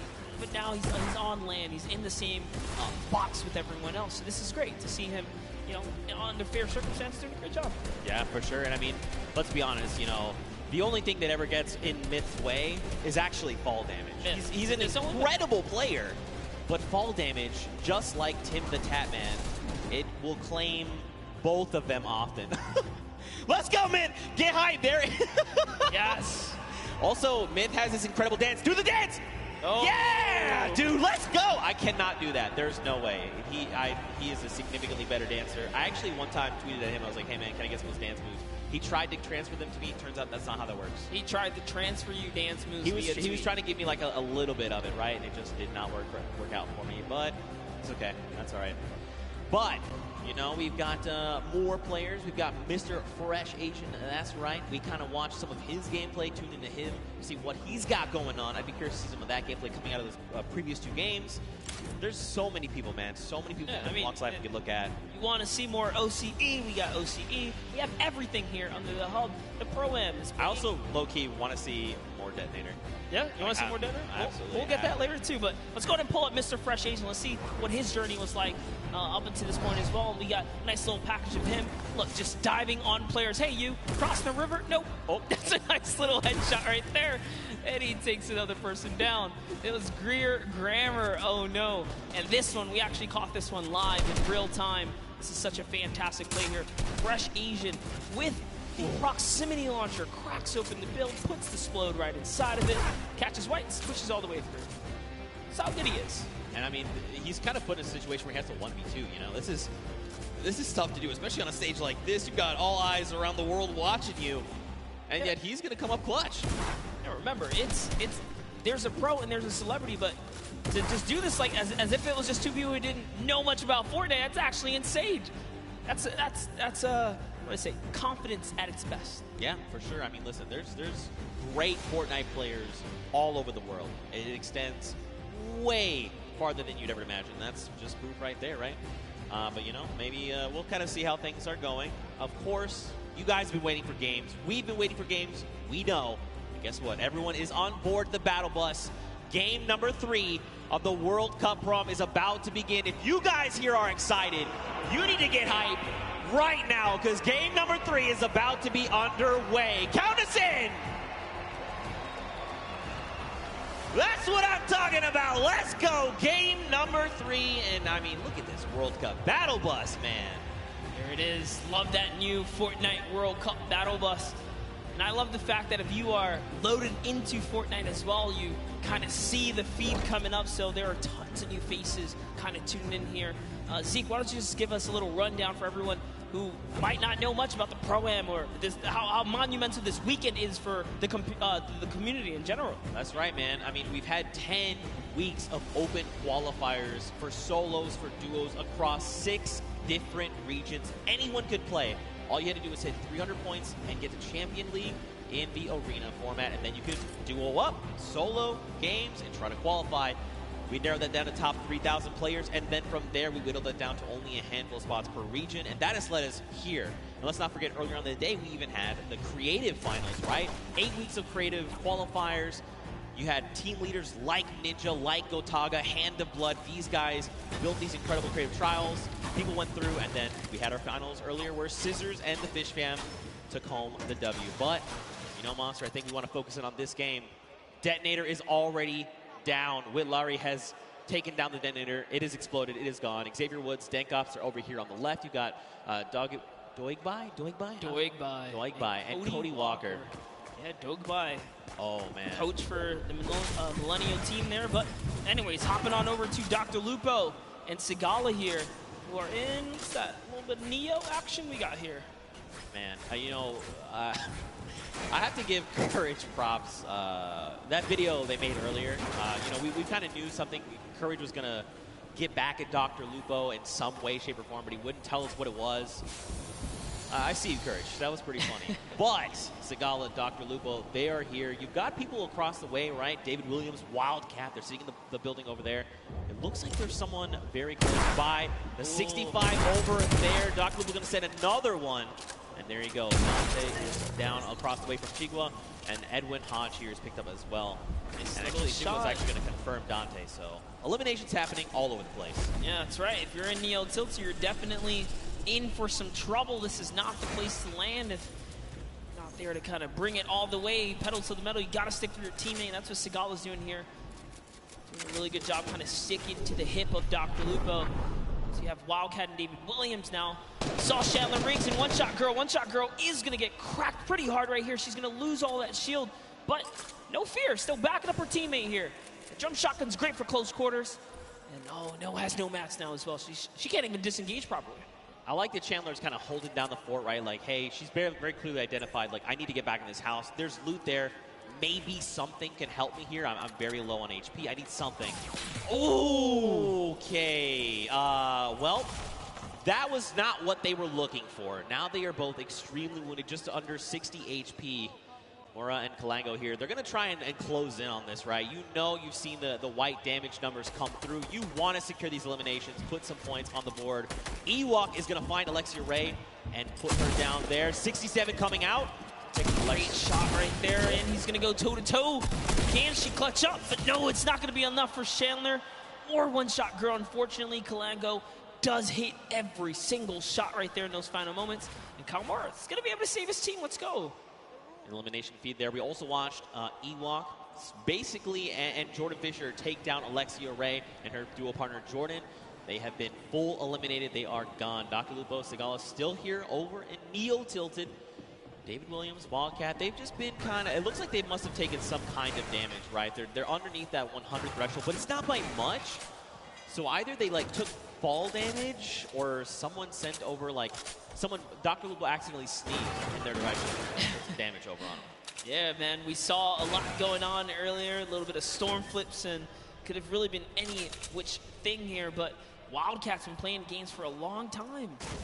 Actually, his dad introduced him when he was just 7 years old in 2011, but looks like we're hopping over with Vodka here and Alexander, who we haven't seen much of today, so let's go ahead and see how this battle's going to go for them as they're going against Ali A and Aaron Gordon, who we saw in the field against Jordan Jones and Alexia Ray, so that was quite the intense match here, but Alexander looks like he's somewhat struggling. He's going to need to keep his back of Vodka close by. I mean, they're facing off against Ali A. This guy is a Fortnite veteran. I mean, this guy is thousands upon thousands of eliminations. He's going to rip the shield of Alexander. Marksman going to find elimination. Well, there you go. He is full confirmed. Alexander, he is gone. The question is, where is his duo partner? Watch Ali A. Ali is kind of one of those people that's very big into communication, right? Trying to make sure, not oversharing, but definitely giving very important information. Hey, this is where I'm at. This is what I see. This is what I can do. My materials, my ammo, I need to cover here. I have this angle. Do you have this angle? Things like that. Super big fan of this guy. Yeah, absolutely. Ali A, quite the personality in the field. And talk about that, I mean, Vodka as well. Japanese YouTuber, he's been around for some time, a respectable player, does know how to, get down with it. But here, hopping over to Ellie, we're seeing him go with a large push here. And he's gonna miss a couple shots, but he hits one right there. Turns back to Bill, says, you know what, it's time to put the bricks here. But no, he's gonna have to disengage, and it's gonna be enough. He goes straight up. The sentiment was good. The angle might have been a little off, but I like it. All right, trying to maybe go and get a little bit offensive here. He's He's got himself. He's pushing with the 24 health.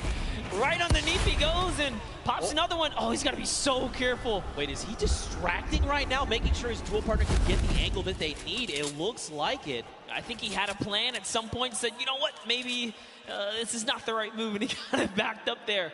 But Ellie showing that he is fearless right now. He and Neko, as Faris is sitting just close by. We saw Faris earlier today in a great fight against Jacob, I'm pretty sure. But Ellie is going to get knocked by Faris, who had the high ground right there. Let's see what Faris is going to do here. I mean, he does have the 2 chug splashes. He can get himself back up. There's the 1. There is the follow-up. So he's got plenty of HP to work with. He also has 3 minis. But look at the AR count. 18 bullets. A single magazine is not where you want to be right now. Now, he did go ahead and drop Ellie. They need to go ahead, take some time, get the revive off. But, I mean, right now they're not in the best position because don't forget, their weapons are not that much better. Like, obviously, Ellie does have that drum gun. He could put in some work, but we'll have to see how things go for him. Also, fun fact, his most recent album, Future, was certified platinum within the first month of release. Wow, that's huge, actually that insane. Is a huge accomplishment. Talking about first month? I was going to say, talking about, you know, crazy adventures and travels and all that kind of stuff. I mean, the player they're fighting right here, Faris, traveled all the way from Saudi Arabia. He's here. He's ready to bring it. It's Ellie. Dude, Ellie's got the builds, man. Oh, okay, so they ping out where they see the player is, but now don't forget. Yeah, he's back. He's doubling back, and no. Ooh, over the head right there. That player has a haircut. Right through the crack. That was so close. If they didn't jump over, if he did not jump over that might have been an elimination. I thought we were going to see a major highlight right there for a second, but Ellie, you know, he's got this guy in his sights here. He's not going to give it up. And don't worry, guys. You guys are not missing anything around the Fortnite map. This is the battle to watch right now. As Neko kind of says, you know what? I'm tired of this. He's going to step forward just a little bit more now, and this is the commit. Even with the low health, they're going to put it all on the table here. I mean, they know that his back is against. They know his back's against the storm, right? They're just trying to make sure and make him uncomfortable. Look, he's out in the storm. That's kind of the position they put him in right now.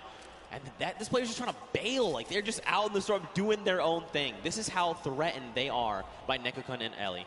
Faris, I mean, you know, it's okay. It's not ticking too bad yet. It's only that single point, but he's going to have to make a really long rotation, and that's if they don't spot him out in the storm. And you know what? It's going to be worth it.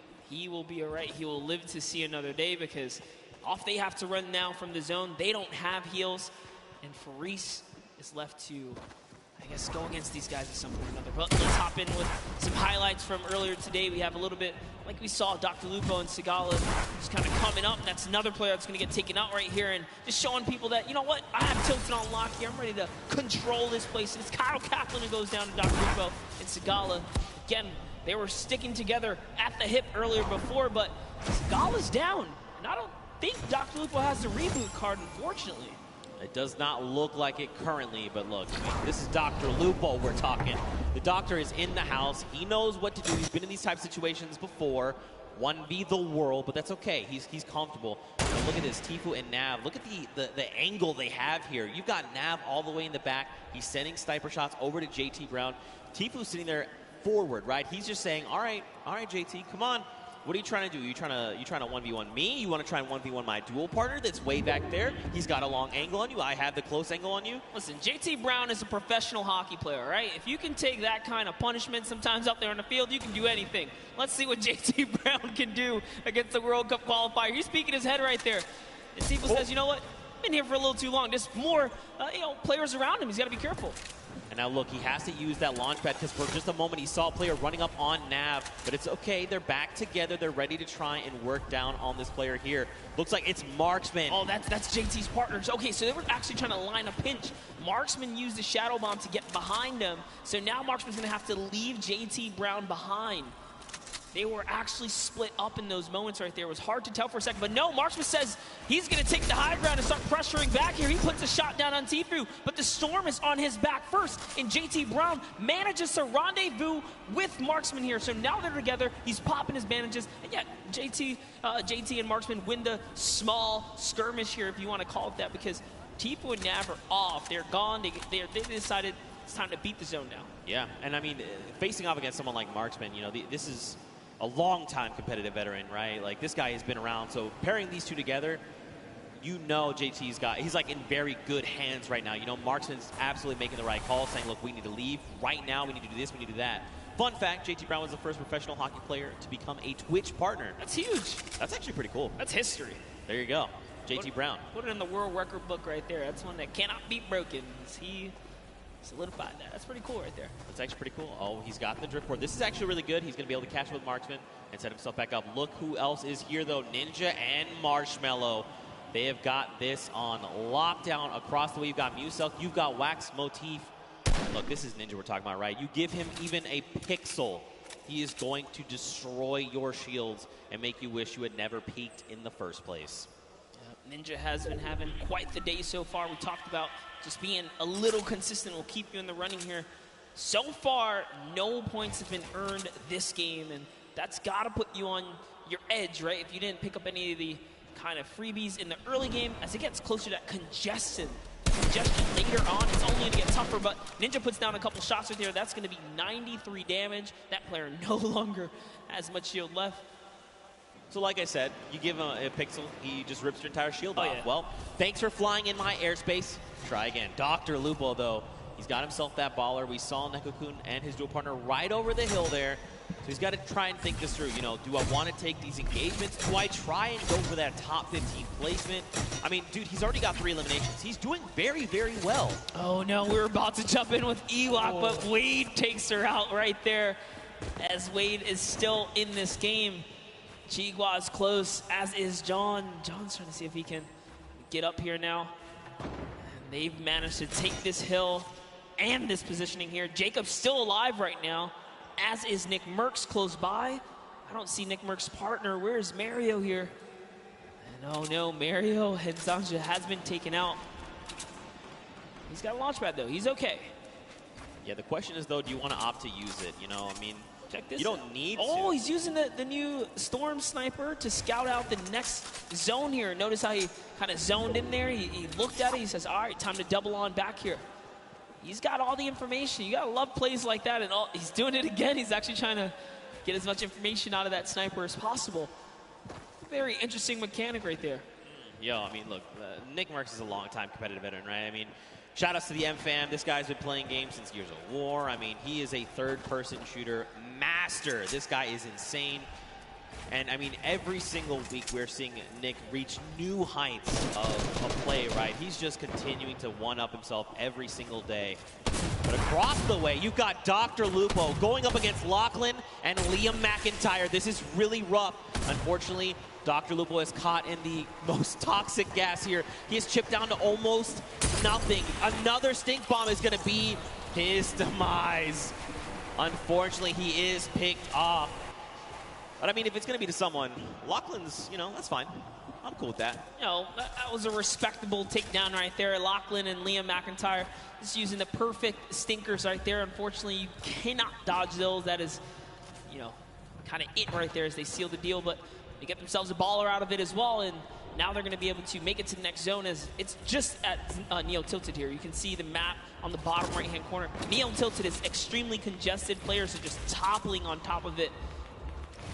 We're now back with Nick Merckx here. Nick Merckx already has the scoop on the Storm, right? He's got the sniper to tell it. Look, he's right in the middle as well. I was going to say, why doesn't he just put that to use, right? I mean, you've got a utility weapon that just rips people's faces off. Why not just go ahead and use that weapon? It's in your inventory. Also, let's point out the 5 chug splashes, by the way. So he's ready to go, right? He's like, look, I'll fight you. I'll just disengage. Use this to just replenish myself. You know, you just got to do it, right? Yeah, Nick Merckx can literally take on a team right now and be okay, especially with the chug splashes being that you don't have to have a cooldown for them. You activate them right away. Talking about, you know, people that are in good position. I mean, Ninja and Marshmallow in a sweet spot here as well. They have the high ground. They also have the slip nearby. So everyone in Tilted, or nearby the slip, I should say, is just fine here. And look, we saw Faris earlier today. He's managed to stay alive. He's made it all the way to Tilted Towers, even without the heals, so he's still in it. Slayer 360 also still in the game. We saw a lot of him kind of sneaking around at different times. Dank Ops and Xavier Woods off in the distance there. Nick A30 still alive. Let's take a look at this little highlight from earlier. It's Airrocks, man. Airrocks so good. This duo actually is your Summer Block Party Pro Am champions, and they are back to try and defend their title. Figures if anyone's going to stand in their way, it's going to be Ninja and Marshmello, the 2018 Pro Am champions. I like the way they've just kind of double boxed up. Like you said, man, they're just locking this down. They've got the angles. They're just ready to play. They want someone to try and challenge them because they're in such a strong position. Nick A30, though, he is just chilling on the side of the mountain. You've got Myth down below. Wildcats over the hill right now. I mean, there's quite a bit of talent all very near each other that at some point are going to have to open up their boxes and say hello to the pro. Even Sinnoh is here as well. My goodness. Lachlan, Liam McIntyre, Grime, Airwax. There's so much. Tfue is here as well with Nav. Joey is there. He's a little wounded, but listen, he's still my fire. He's got his dual partner expert. Did you catch that one? You're too young. Never mind. Missed that one. That's okay. That's okay. No, I know. Okay, all right. Good reference right there. Thanks, man. Gotta love the music reference. Nice little double snipe coming out of Tfue and Nav. Just pulling your leg. Zeke.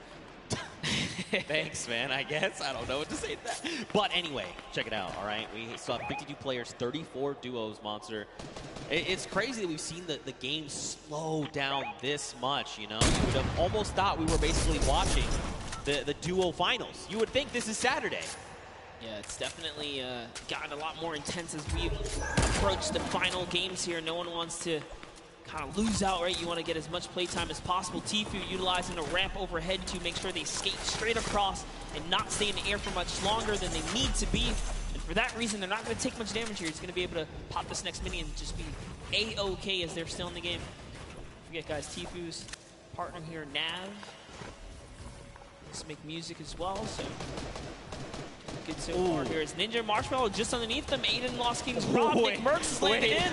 Wait a minute. Okay, so Tfue's shield just got ripped. You've got Aiden. You've got Nick Merckx. You've got Ninja. You've got Marshmello, Courage, JD, Myth, Cloak, Whitlari. They are all occupying this same space right now. Rob from the Lost Kings, I'm telling you, though, he's going to be the one to come out on top. I'm not saying that because he is a good friend of mine. I'm not biased at all. But here we go. On with Courage, JD. You've got Sean O'Malley. Look at dude. Everyone's here. Cody Walker's there. Claire gets picked up in the crossfire. You've got Wade up top. Look at everyone just flying in on top of each other right now. Sean O'Malley is here to show everyone why he's undefeated still. All right. He's been competing since 2013 in the UFC. He's here to prove a point with Courage. Courage came dangerously close at the Summer Block Party, taking it all home. They are still in the running here. 2 good games. These next 2 games can really be theirs to take. But we're going to hop in with Tim and Tatman. Wild card is active right here, right now. Now keep in mind, he's got no HP to work with. 57 really isn't that much. But this is Tim the Tatman that we're talking about. Why is the entire lobby? Tim, just believe. Tim, just believe. Nothing you can do, and talk about Sean O'Malley. He takes him out. He was the prime target there. Now take a look at Wade here, who's got the high ground. He's got the flint knock to save himself as well. And a combat. It's a lovely 70 shot right there. And this is where the lobby begins to condense and collapse on itself. Remember, no one has earned placement yet. There's still 26 duos in the running here, many of which are solos. Yo, if you were watching, did you watch the elimination feed? Grime picked up O-King, that is Sinnoh's dual partner. Tfue is actually going to be picked up by Nick A30. Wow. And Nav then turns around and says, Nick, not today, friend. It is not good, eh? And I'm just getting word, we actually have a replay of the wild card that we're going to get to take a look at together and relive just kind of what happened. So, you know, it's difficult, right, in situations like that. I'd pay for a slow motion of this part right here.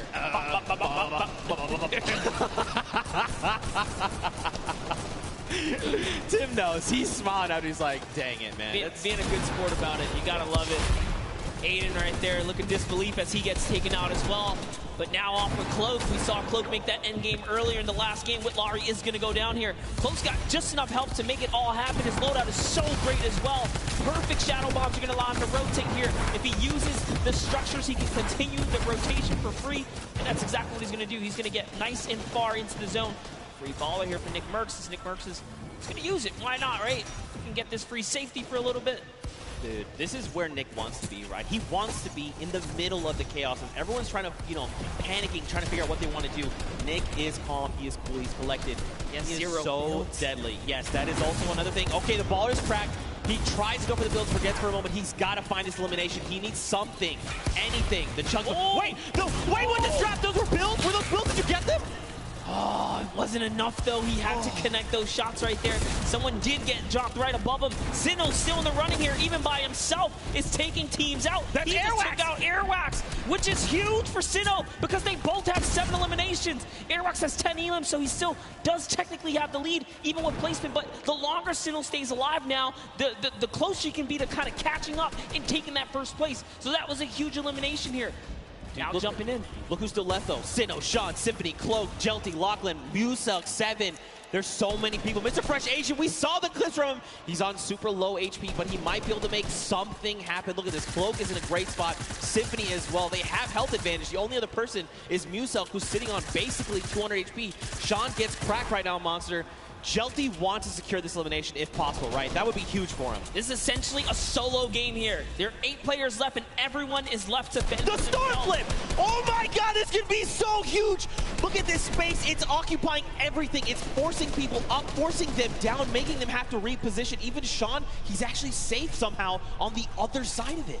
Yeah, and Sinnoh doesn't care. He's like, you know what, I'm going to keep this high ground here. As Sean actually takes some damage from the flip right there, and then Sinnoh catches that Elin. So that's going to be another one for him. He falls down and could not convert on Cloak. As Cloak gets another, and it's his high ground now, and he has the health advantage over the lobby here. Can Cloaksy go from a second place to a first here? It's Muselk versus Cloak, and Cloak gets chunked right there. Massive shield rip there, but it's okay. He's got a single mini. He's got 70 HP, and look, Sim is just below.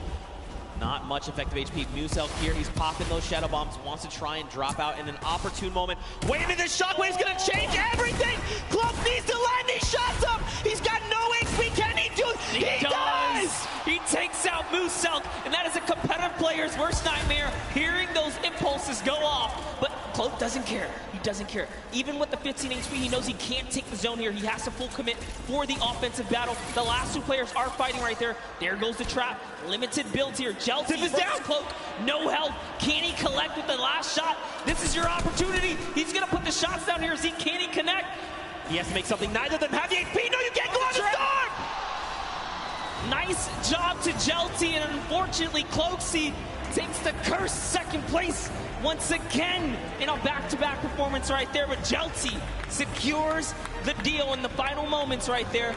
All because he had a trap. Cloak had to back up right there. You couldn't do anything about it. But it was the hesitation that allowed him not to seal it. Man, to fall to the likes of Jelty now, just want to make you well aware, Jelty is one of these players who's been vying for a spot in the Fortnite World Cup qualifiers, trying to make it here to finals. So this was going to be a tough fight. Unfortunately, though, both players were so low on HP. Once you kind of force them out in the storm, it's basically, I need to force you to take the shot. I need you to line up a shot for me and to try and 50-50 it. See, it was right here. The action have came out or the pressure down. But once he hesitated right here, that was where he made a fatal error. He just couldn't play with the zone. He couldn't play with the zone. Very tough, but very well fought. I mean, let's take it back, you know, when Muselk jumped him right on the spot, and Cloak said, you know what, I have nothing to work with, no HP, no builds, no nothing. I'm taking the fight. He was the one that came out on top, and that's why he secured himself the second place. Still, I mean, you know, this is a very big accomplishment for both these players, right? Jelty picking up the Victory Royale, 3 points from that. I mean, Cloak popping off. I mean, I'm sure he heard you guys here, you know, yelling as soon as he got that elimination, because that was clutch. Yeah, that was a fantastic way to kind of hold it down right there, because Muselk used that impulse. He broke all the builds, and Cloak took fall damage. Had Muselk just connected one more time right there, that would have been his game, because he had the health lead as well. Yeah, right. And I mean, like you kind of said, that's kind of been the recent meta coming out of the competitive side of things. You're using shockwaves to kind of reposition and just fragmenting builds all the way around you. So for Cloak to react so fast and clean up the elimination, mad props, seriously. What an incredible game. Game number 3. I'd be curious to see how the game shook up the standings that we'll take a look at a little bit later on. But, I mean, what do you think, man? We saw some really big names traded back and forth. Tfue got shut down. Airwax got shut down. Aiden was picked off. I mean, That's what I think right there. That's one of the key turning points here that kind of happened in that last moment. The fact that Sinnoh takes out Airwax, and you saw the look of disappointment on Airwax's face because I believe his camera had just came up right there. Dang, and then to go down to Sinnoh, that's the perfect recipe for Sinnoh to take out the #1 player who was previously in the lead and continue to push his agenda forwards. That could have been the difference, but Airwax did have an Elim lead at that moment, so. We'll have to see how things shake out, man. These games are insane, and this is just a taste, you know? You got to think tomorrow, Saturday, Sunday, duo and finals, solo finals, they're going to be absolutely insane. But for now, guys, let's go back over onto the top deck. Let's go hang out with Pookie because she's got Jelty on standby. What you got for us? Thank you so much, Zeke. I am down here on the floor. We have Jelty, and we have his duo partner here as well. Now, I just have to ask you, what is it like to come to New York and play on this massive stage? It feels great. Feels great. Do you want to let him know anything else? I'm sorry. I didn't get as nervous as I thought I would be in front of so many people. Once you're in here, once you're playing Fortnite, it's pretty much just like being at home, I would think. But did you have a strategy going into today's games? Because you are a competitive veteran. You know, you have played in the World Cup qualifiers. What was your strategy? En la primera partida intenté llegar a placement. En la segunda fui por kills. Y como en la tercera tuve muchas granadas de humo, entonces jugué hasta el final. So in the first one, I did a play free and free for kills. En la tercera. Como teníamos el shadow, me puse a por la win. ¿Por el qué? En la última, como teníamos el shadow, jugué por la win. And for the last one, I really just went for the win. So you just went for the win. You just went full send. So pretty much just like the qualifiers, right? Yeah. So I just want you to describe to me the last play that you had there, the last moments. Pues sabía que quedaba poca gente, así que nomás hice muchos cubitos hacia la zona e intenté trapear al que tenía arriba, pero no pude, pero se murió por la zona y gané. So I knew there were a lot of people in that zone. I tried to go up, but I realized I couldn't. Lo intenté matar con trampa, pero no pude y él se murió por zona. So I tried to go up the ramp and then I couldn't enter that zone. So you had to kind of adapt and adjust there, which you did, and it worked out well for you. Well, congratulations for being here. Thank you so much for talking to me. Best of luck in your next games, okay? Zeke, what do you think about these crazy games? Getting to talk to Jelty, this stuff's unreal. Listen, it looks like Jelty might have been a little nervous, all right? But Jelty, I'm going to tell you right now, you're a slayer, all right? Don't be nervous when you're that dang good. Well fought from him. But again, we've got another game. One game left that is going to determine who walks away the Fortnite World Cup Pro Am champion. Yeah, I need to see if Jelty and GAWildRosie, the Mexican duo right there, had enough to push them all the way up to top 10. We're going to find out right now. Let's peer into the standings right here. Let's take a look at the standings. Let's see what it is, Zeke. It's still holding the lead, even after Sinnoh took it over. But guess what? Jelty, GAWildRosie, right there, the Mexican duo coming right up to the top right there. You saw Jelty's skills. You can't sleep on him. That cone was so nice in those final moments. But hey, Cloak with another second-place performance. He's back up there. I mean, but I think the big standout right now is Airwax and LR Grime. These guys are still holding that lead. And this is kind of something we saw back at the summer block party. But let's hop on over. Let's see who is in our 11th through 20th spot. What is going on the opposite end? Right now, remember the number 42. That's where you're trying to aim. You've got people like Nick from the Lost Kings. You've got Sean there as well. Simp is up there. So many talented players. Nick A30. You know, all these guys really need is a stellar game, right? They need to put everything on the table right here, right now. Whether that be, you know what, we're going to hot drop. We're going to find as many eliminations as we possibly can. And then let's go ahead and pick up the W. We got ourselves... I say that like it's an easy thing. That's not me. I can't do that at all. Yeah, absolutely. We got ourselves some really intense competition right here. RO, Grime, and Airwax is not getting this for free. It is very close at the top. Xavier Woods is saying, you know what, we're still champs here. Still champs. In your heart. I believe it, absolutely. All right, here we go. Ladies and gentlemen, the final game of the Fortnite World Cup Pro Am is about to begin. If you guys are excited, let everyone sitting on this stage, let them all know. Let's get hype, because this is it. After this, we crown a new potential champion. Can Airwax and Elro Grime hold on and defend their title and become two-time Pro Am champions? That would be insane. Can Ninja and Marshmallow come up huge in this final game? Can someone else show up when it is necessary? Well, we'll find out. These players are dropping right here, right now. It really is the story. Will Sinu win his lucky landing drop here and continue to put the rain down? He had a lot of eliminations in the previous round, but he couldn't break the next threshold. 4 more points to close the gap. Airwax had 10 elims with this duo. RO Graham had 3. He had 7. That's a lot of action. They're not afraid to win these battles. Wait. See what's up. We have Robles here, and Chigua is going to confirm. Okay, so they got the, kind of alpha up on the spot. So, you know what? We're going to take this spot right here. This is their loot now. They're going to go in and claim that. Nice little start for them right there.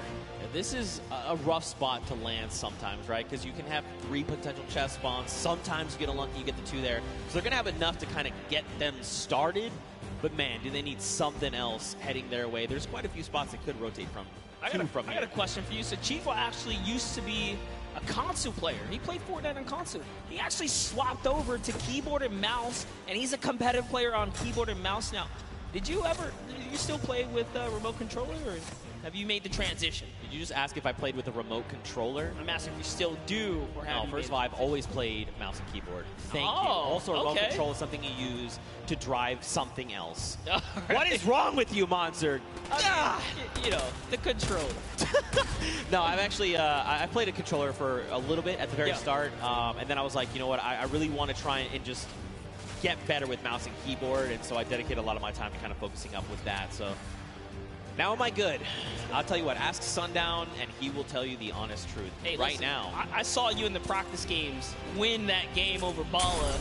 No one's going to listen. Hey, that's what happened. That really happened. You got this, but let's not take away from Eric Gordon. No, Slago Man as well.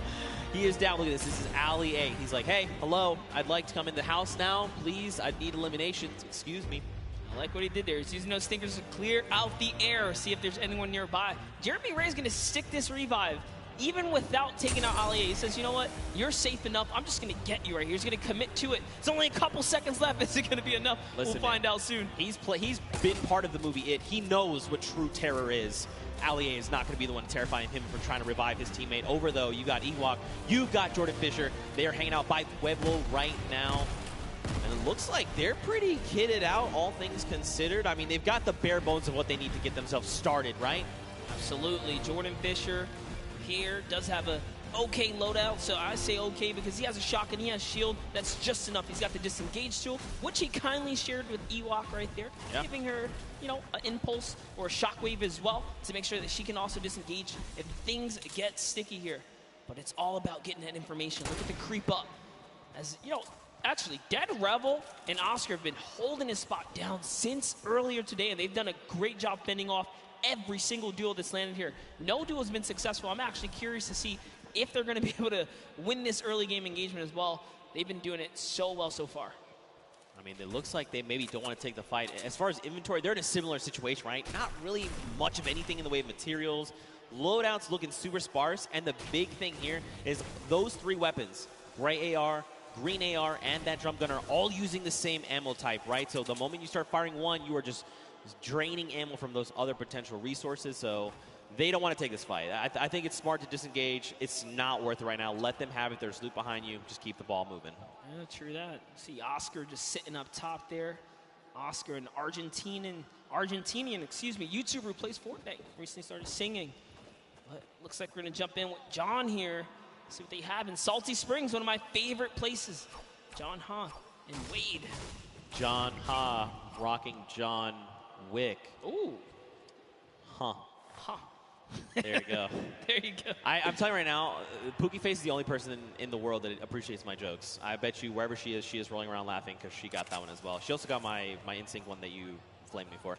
Cake! Oh. I would love some. Look at that. 5 HP and 5 shield. You like to see it. Wade is going to go ahead and try and get back grouped together. Oh, actually, he's trying to push Yoshi. That is not his same team member. Just kidding. Yeah, Wade's right up there. Yoshi is in the skeletal remains of what was the monster kind of battle that occurred. I didn't get to actually watch that event in-game, unfortunately. Bro, you missed out. Dude, I was working on some things, but here we have Yoshi. I said I wanted to see what he's got with the kind of representation for the caster squad here. He's still alive, and unfortunately, Freddy was taken out. He's got to use one of his 2 Shadow Bombs right now. He might have to use a second here. We'll find out, and nope, keeps his calm and cool, says, I'm okay, I got out of there, and it's enough distance for him. 3 things. 1, you know Solari's a cool guy, because he is a cool guy, and I know him. 2, he's using the drift double pickaxes, even cooler. 3, they went to that monster spawn. That is actually the new hotspot. You can get so many resources and loot from that, and that's why you saw him go there. But Mr. Fresh Asian, already 5 eliminations. My goodness, he is just... I don't know, dude. He is tearing up Pleasant Park right here, right now. I like that he's even going that extra precaution, right? Like, hey, we know, we can see in the bottom right mini-map, there's no one else. These guys have cleaned out everyone. But he's trying to make sure. He's like, look, I need to make sure to get my teammate up. We're going for the long game. Let's make sure we're back in this. Chandler Riggs here, one-shot girl. Over here, they're going to be disengaging. They probably have been seeing these people go up the sky platform. There you go. They're going to scope in. Not worth the engagement right now. I mean, look at the loadout. Look at the materials. This is so unfortunate. The 2 times we tuned in with a One Shot Girl, she had a drum shot. Here's a little fun fact. One Shot Girl wrote a song and made a music video about how she loves Wendy's. Yo, high key, Wendy's is dope. If you disagree, I'm not really sure what you're saying. You know what would be a really cool username for you, Zeke? What? Fast Food Zeke. All right. Zeke kind of recuperates from that one. I think I might have broke something inside of him with the joke, but it's all good. All right. I feel personally attacked right now. You're not wrong, but I feel personally attacked right now. Wow. Okay, Power is here. Goff is here. It's a great username, though. Honestly, it's clever. Fast Food Zeke. I don't know what I'm going to do with you. Watch that elimination feed in the top left. Chandler Riggs and Ali A are finding eliminations. Wow, my brain tried to put Ali A and R in one word. Let's not do that again. Now he's out in the storm. He is ticking down. He needs to try and get out of dodge if possible. But it looks like he might have quite the trek still to make. Exile is just up in front of him there. Dude, look how far away he has to go. He's down by Lonely. The circle is over by Pressure Plant. He's got to go. Yes, he has something. Super long rotation. He does have Shadow Bomb, so that's okay. But with the player nearby, oh my, the aggression says, you know what? He's going to chop that build down right there. And it's barely held up, but instead he goes for the build battle. He's actually committed to this. Drops a great floor right there to block him out and commits all the way. That's one shot. Can he get the third? All he has to do is commit one more time. He's going to fall into the box. He's trying so hard here. He's already committed. That's his floor as well. He takes that, goes for the edit. And now in comes the pressure. He's trying to fall right inside. There is a nifty little trick, though. If he just walks right up to the cone, he can actually fall and slip inside and catch his opponent off guard. Let's see if he ends up doing it. All this. It's not looking good, man. It's not looking Defense good. In. Oh, tries to disengage. That was not the play. He should have just stuck with it. He's got no HP, but look at Exile on 11, 10. That's another 9 seconds before he's going to be eliminated. Ali needs to look up. He literally needs to look up in the sky right now. Does he see him? He didn't see him. He went over the hill. He's trying to get the angle on him. No way. Oh, gets taken out right there, and it is going to convert to Ali A because he did the last damage, and oh no. Edokov, we were just watching him. He's a 28-year-old Brazilian YouTuber, just moved to the States, and to get taken out, it's so unfortunate. But now we're looking at Flake's Power. Can he clutch it up for Edokov, his teammate here? Should be the carry right now, and that's a great shot. Did get JT Brown, but couldn't convert. Marksman right there, so good. Connects with all of his shots, and that's the name of the game, Zeke. I mean, like I kind of touched on earlier, Marksman is a very good competitive player. The fact that anywhere they were trying to go, Marksman was ready. Storm flips, stink grenades, drop down. I'm ready with my shotgun. tough spot to be in. Look at this, though. Airwax, look at the loadout. Monster, launch pad, 6 minis. We've got shadow bombs. We've got the brand new storm sniper. We've got golds and purples across the board. Mats for days. And, of course, to top it all off, he's got the bush there for extra padding to absorb an incoming shot or amount of damage. Airwax is playing as if it's tomorrow.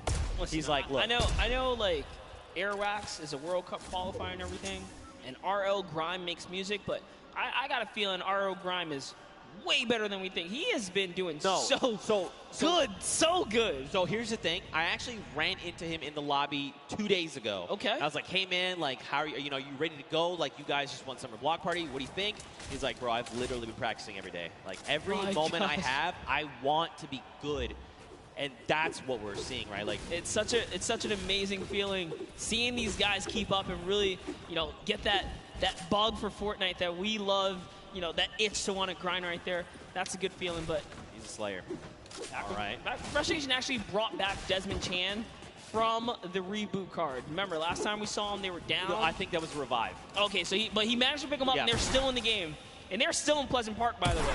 Dude, they've been locking it down. Look, Mr. Fresh Asian, though, he had a shot go his way because his shields are ripped, and that's Jelty. That is the winner from the last game. Jelty is here. Unfortunately, his dual partner has been eliminated.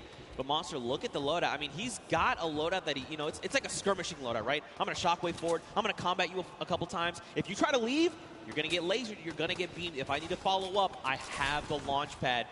You know, he's in a prime spot, but look at the builds. And this is how you know he's an actual competitive player. That's a competitive loadout. Most players in the comp scene will run a combat with an AR. You know, most of them do tend to run the dual weapons followed by utility and heals. So Jelty is a scary player to be going against. And Mr. Fresh Asian needs to be very wary here because Jelty catches a small lead. He's gonna push.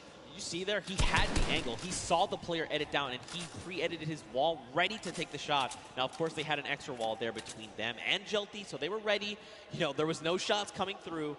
He's going to drop the turret there. He doesn't need that now. You think Mr. Fresh Asian is baiting the sentry gun right here?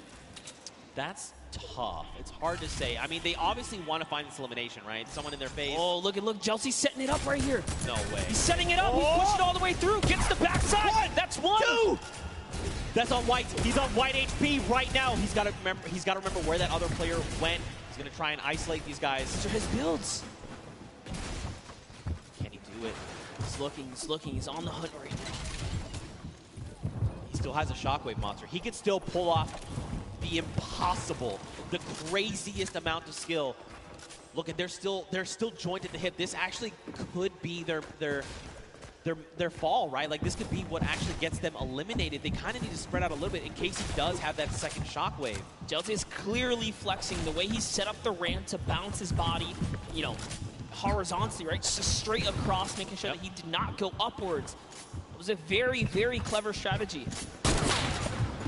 Wow. So they used the heavy snipe. They've tried to go for the floor replace, and look at this. He was already ready. It's like he's in their brains. He's literally reading their minds right now, Monster. He's so focused, so zoomed in. This is quite the intense battle. It's a 1v2. Jelty has already shown that he is here to dominate. What can Jelty do? I mean, he's got the grenades. He can start dropping Going them. for it. He's doing it again. Fortunately, this time it was a bit of an overshoot, but it's okay. He's out of the lines then. He has 3 builds left, so he wants to mess around here. He does still own some of those. That was huge. He takes one player down. Can he get the second? That's Mr. Fresh Asian. Wow. All the duos you could have gotten right here, he actually got the competitive one. Mr. Fresh Asian is down. And a little bit of a taunt, because I think he knows. He knows. He absolutely knows. He knows. He saw the name. He knows who he's competing against. And now the confidence boost is there. Oh, no! He didn't see him!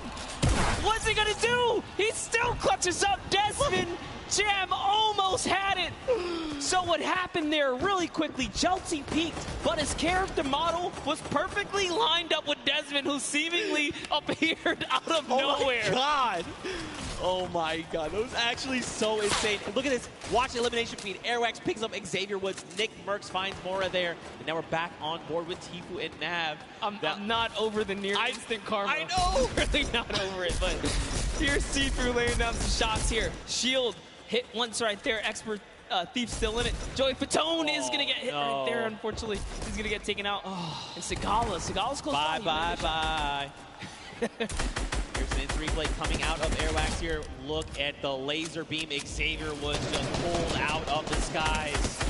Unfortunately, that's just the way of the road. Tfue and Nav, they are in the storm. I mean, it's going to be ticking for a little bit more, but look at this. He's juggling medkits.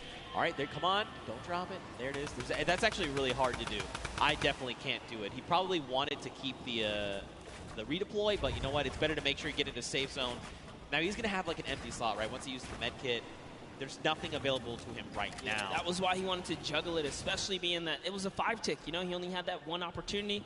Couldn't make a mistake right there. Let's take a look at these replays coming out of Tfue. There goes Joey. Not going to make the joke again. A 30 over on this player. A 74. Sigala is going to be picked up. Look, this has to go back out and confirm. And I like that he did double back for the loot. That is going to, you know, that would have opened up more doors had he been able to juggle both, but it's okay.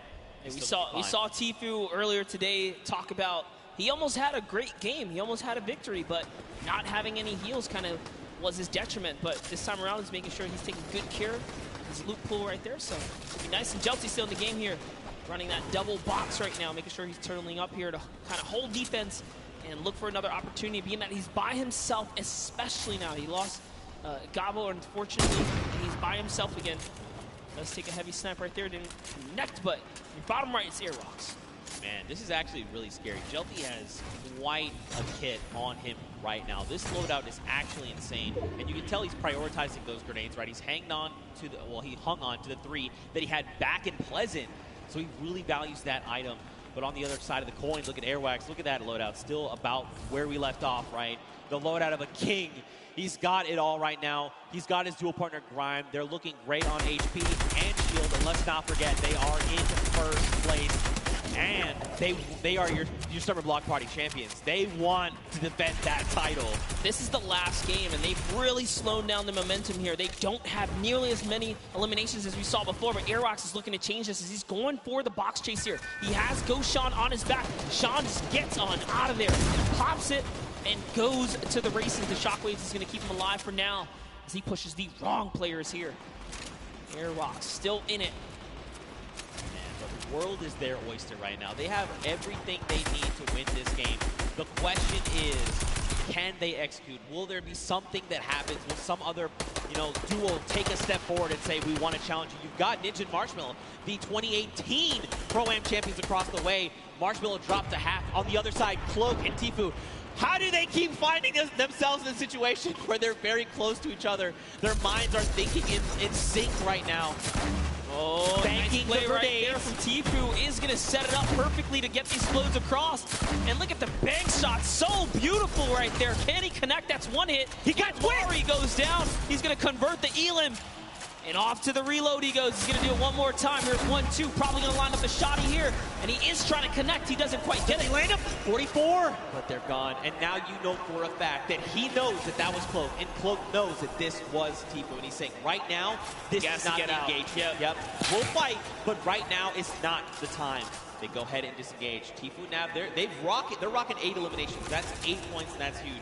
They still have launch. They used 1. They've got a second one. They've got it all. Yeah, they're so loaded right now. So great play right here. Tfue's going to cut across. We talk about the competitive player specifically. Love to run the dual weapon loadout, and that's exactly what Tfue has here. Loads of utility. Goes for the peak shot right here. And is that Airrocks he rolled up on? I'm going to find out right now as Tfue's going for the water place here. He's better be careful. He might get punished in return here. He does take it, jump into the box. These are not his builds. This is a dangerous spot to be. That's exactly why he backs up here. He's going to go back to Nav. He's trying to relocate to his teammate. Bombs are ringing out, but right now Tfue's playing defensively. This is really good. Now, where is Nav, though?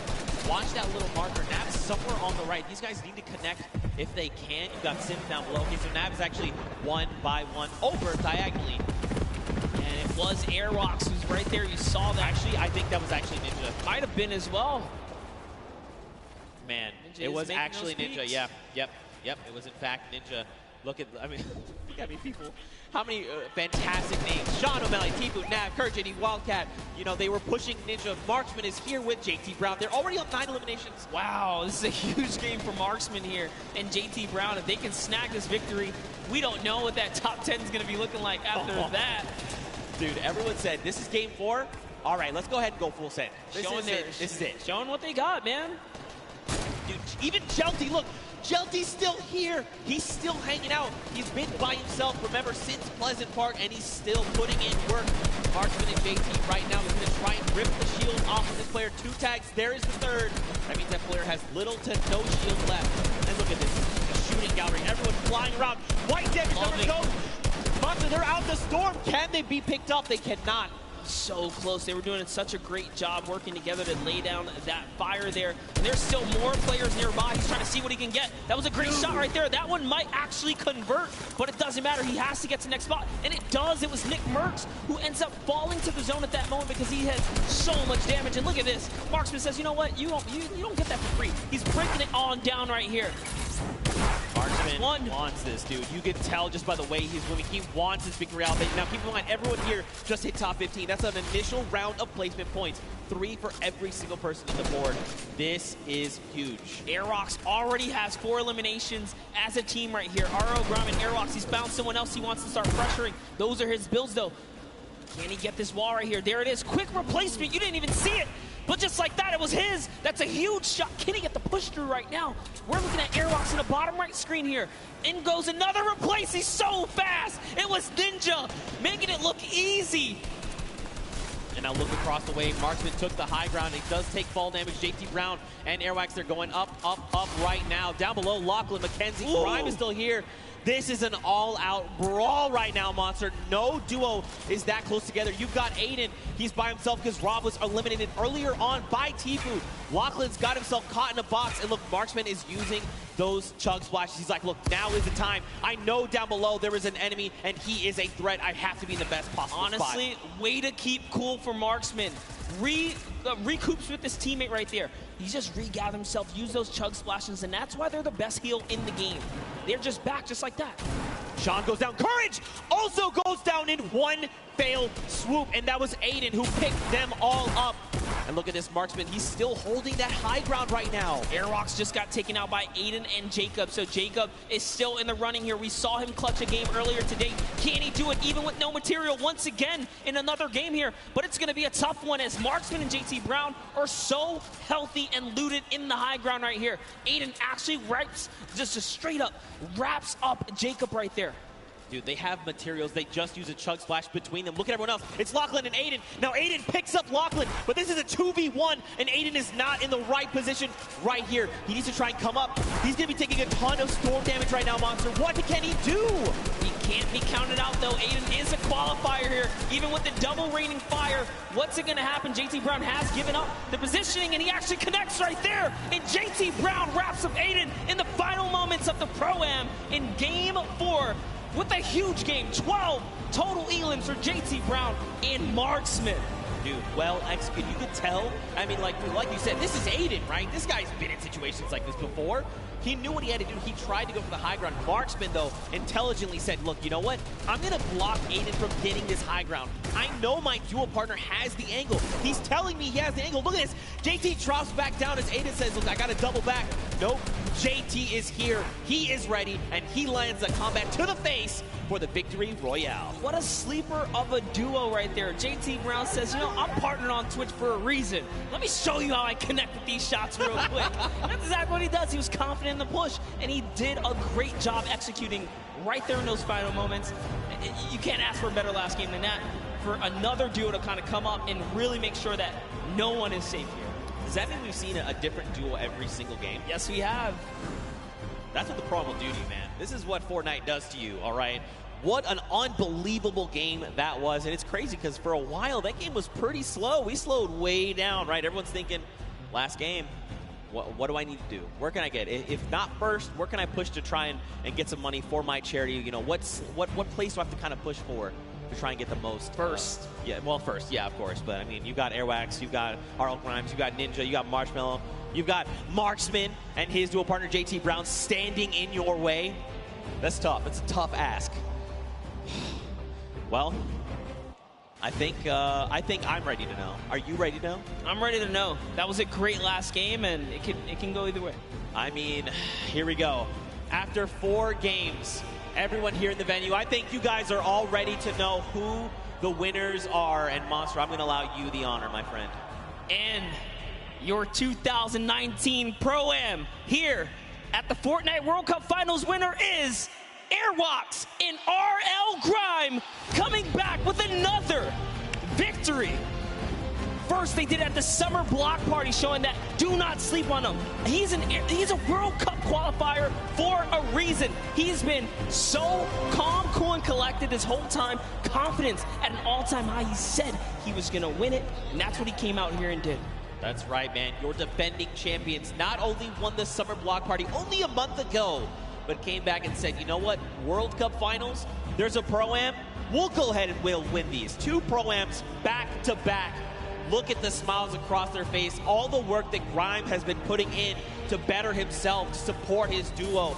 It all pays off in that moment. 52 points, 12 points ahead of the pack. That is unbelievable. And what a great top 10 for everyone that made it this far. Sinnoh and O-King, just a fantastic performance. Still $500,000 in prize right there to go to charity. Jelty took a victory with Gabo. Jacob and Claire also took a victory. Tfue and Nav, fantastic performances. Consistency is going to pay off, and everyone plays so well.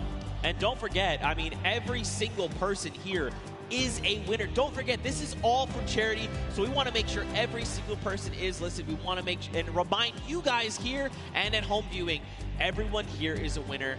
This was so much fun. What a great tournament. Here is our final pages right there. You see Jordan Ewok up there, Nick A30, Max Carver, John Ha and Wade. We saw a little bit of them, 7 and PC Siqueira right there as well.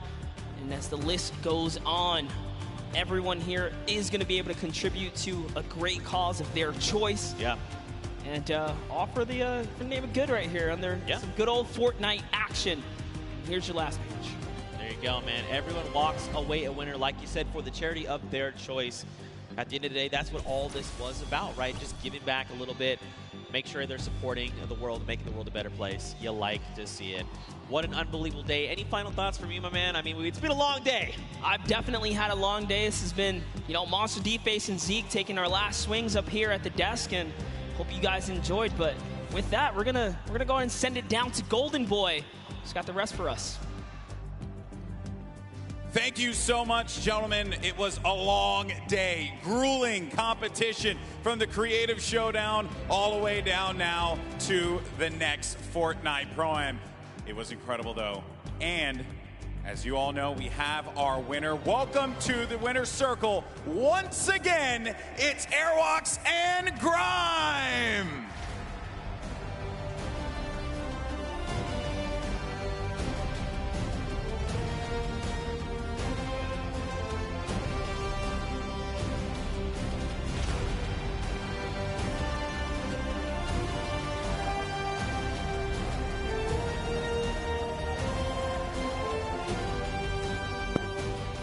Gentlemen, this is yours. Your 2019 Pro-Am champions, the 2-time Airwalks and RL Grime!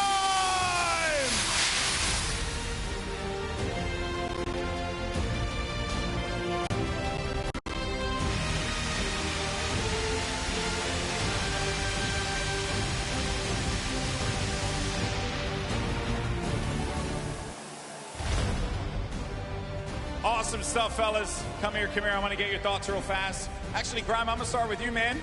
You're a 2-time champion. Awesome stuff. This duo works so well. Why is that? I mean, he's just an incredible player. He's taught me a lot about how to play late game and rotate. He's a great mentor, so, yeah. I would love to see you, and I got to get the darn confetti.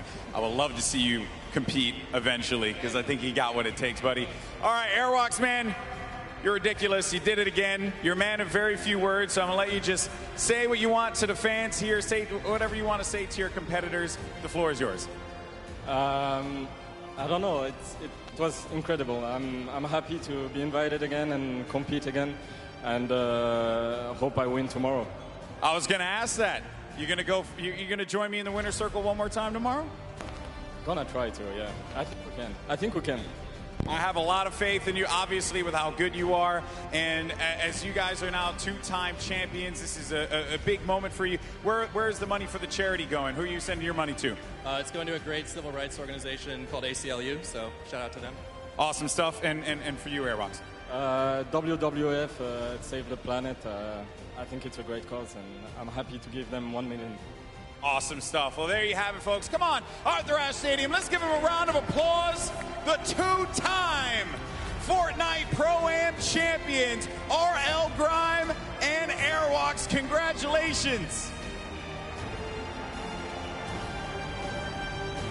And now, don't forget that while this was all well and good, and we have two-time Pro Am champions, the Fortnite World Cup Finals starts tomorrow. That's right, and we're going to be going to duos. The best duos in the world of Fortnite are going to be clashing for your entertainment. So make sure you join us here at the Arthur Ashe Stadium. Make sure you join us on Twitch, YouTube, or whatever platform you decide to tune into. And don't forget as well, we want to let everyone know that at 1 p.m. Eastern Time tomorrow for the Duos Championship and 1 p.m. Eastern Time, Marshmallow's live performance will kick off the Solos Championship. There's going to be a lot of good stuff happening here, folks, and we thank you so much for joining us here today. That being said, obviously, we know that there's going to be a lot of talk. Who's going to take the top crown tomorrow? Is it going to be one of your favorite duos at home? Let us know on Twitter using the hashtag Fortnite World Cup. We want to hear from you. And of course, we thank you so much for joining us here today. Thank you so much once again. I'm Golden Boy. This has been incredible. We'll catch you next time. See you tomorrow.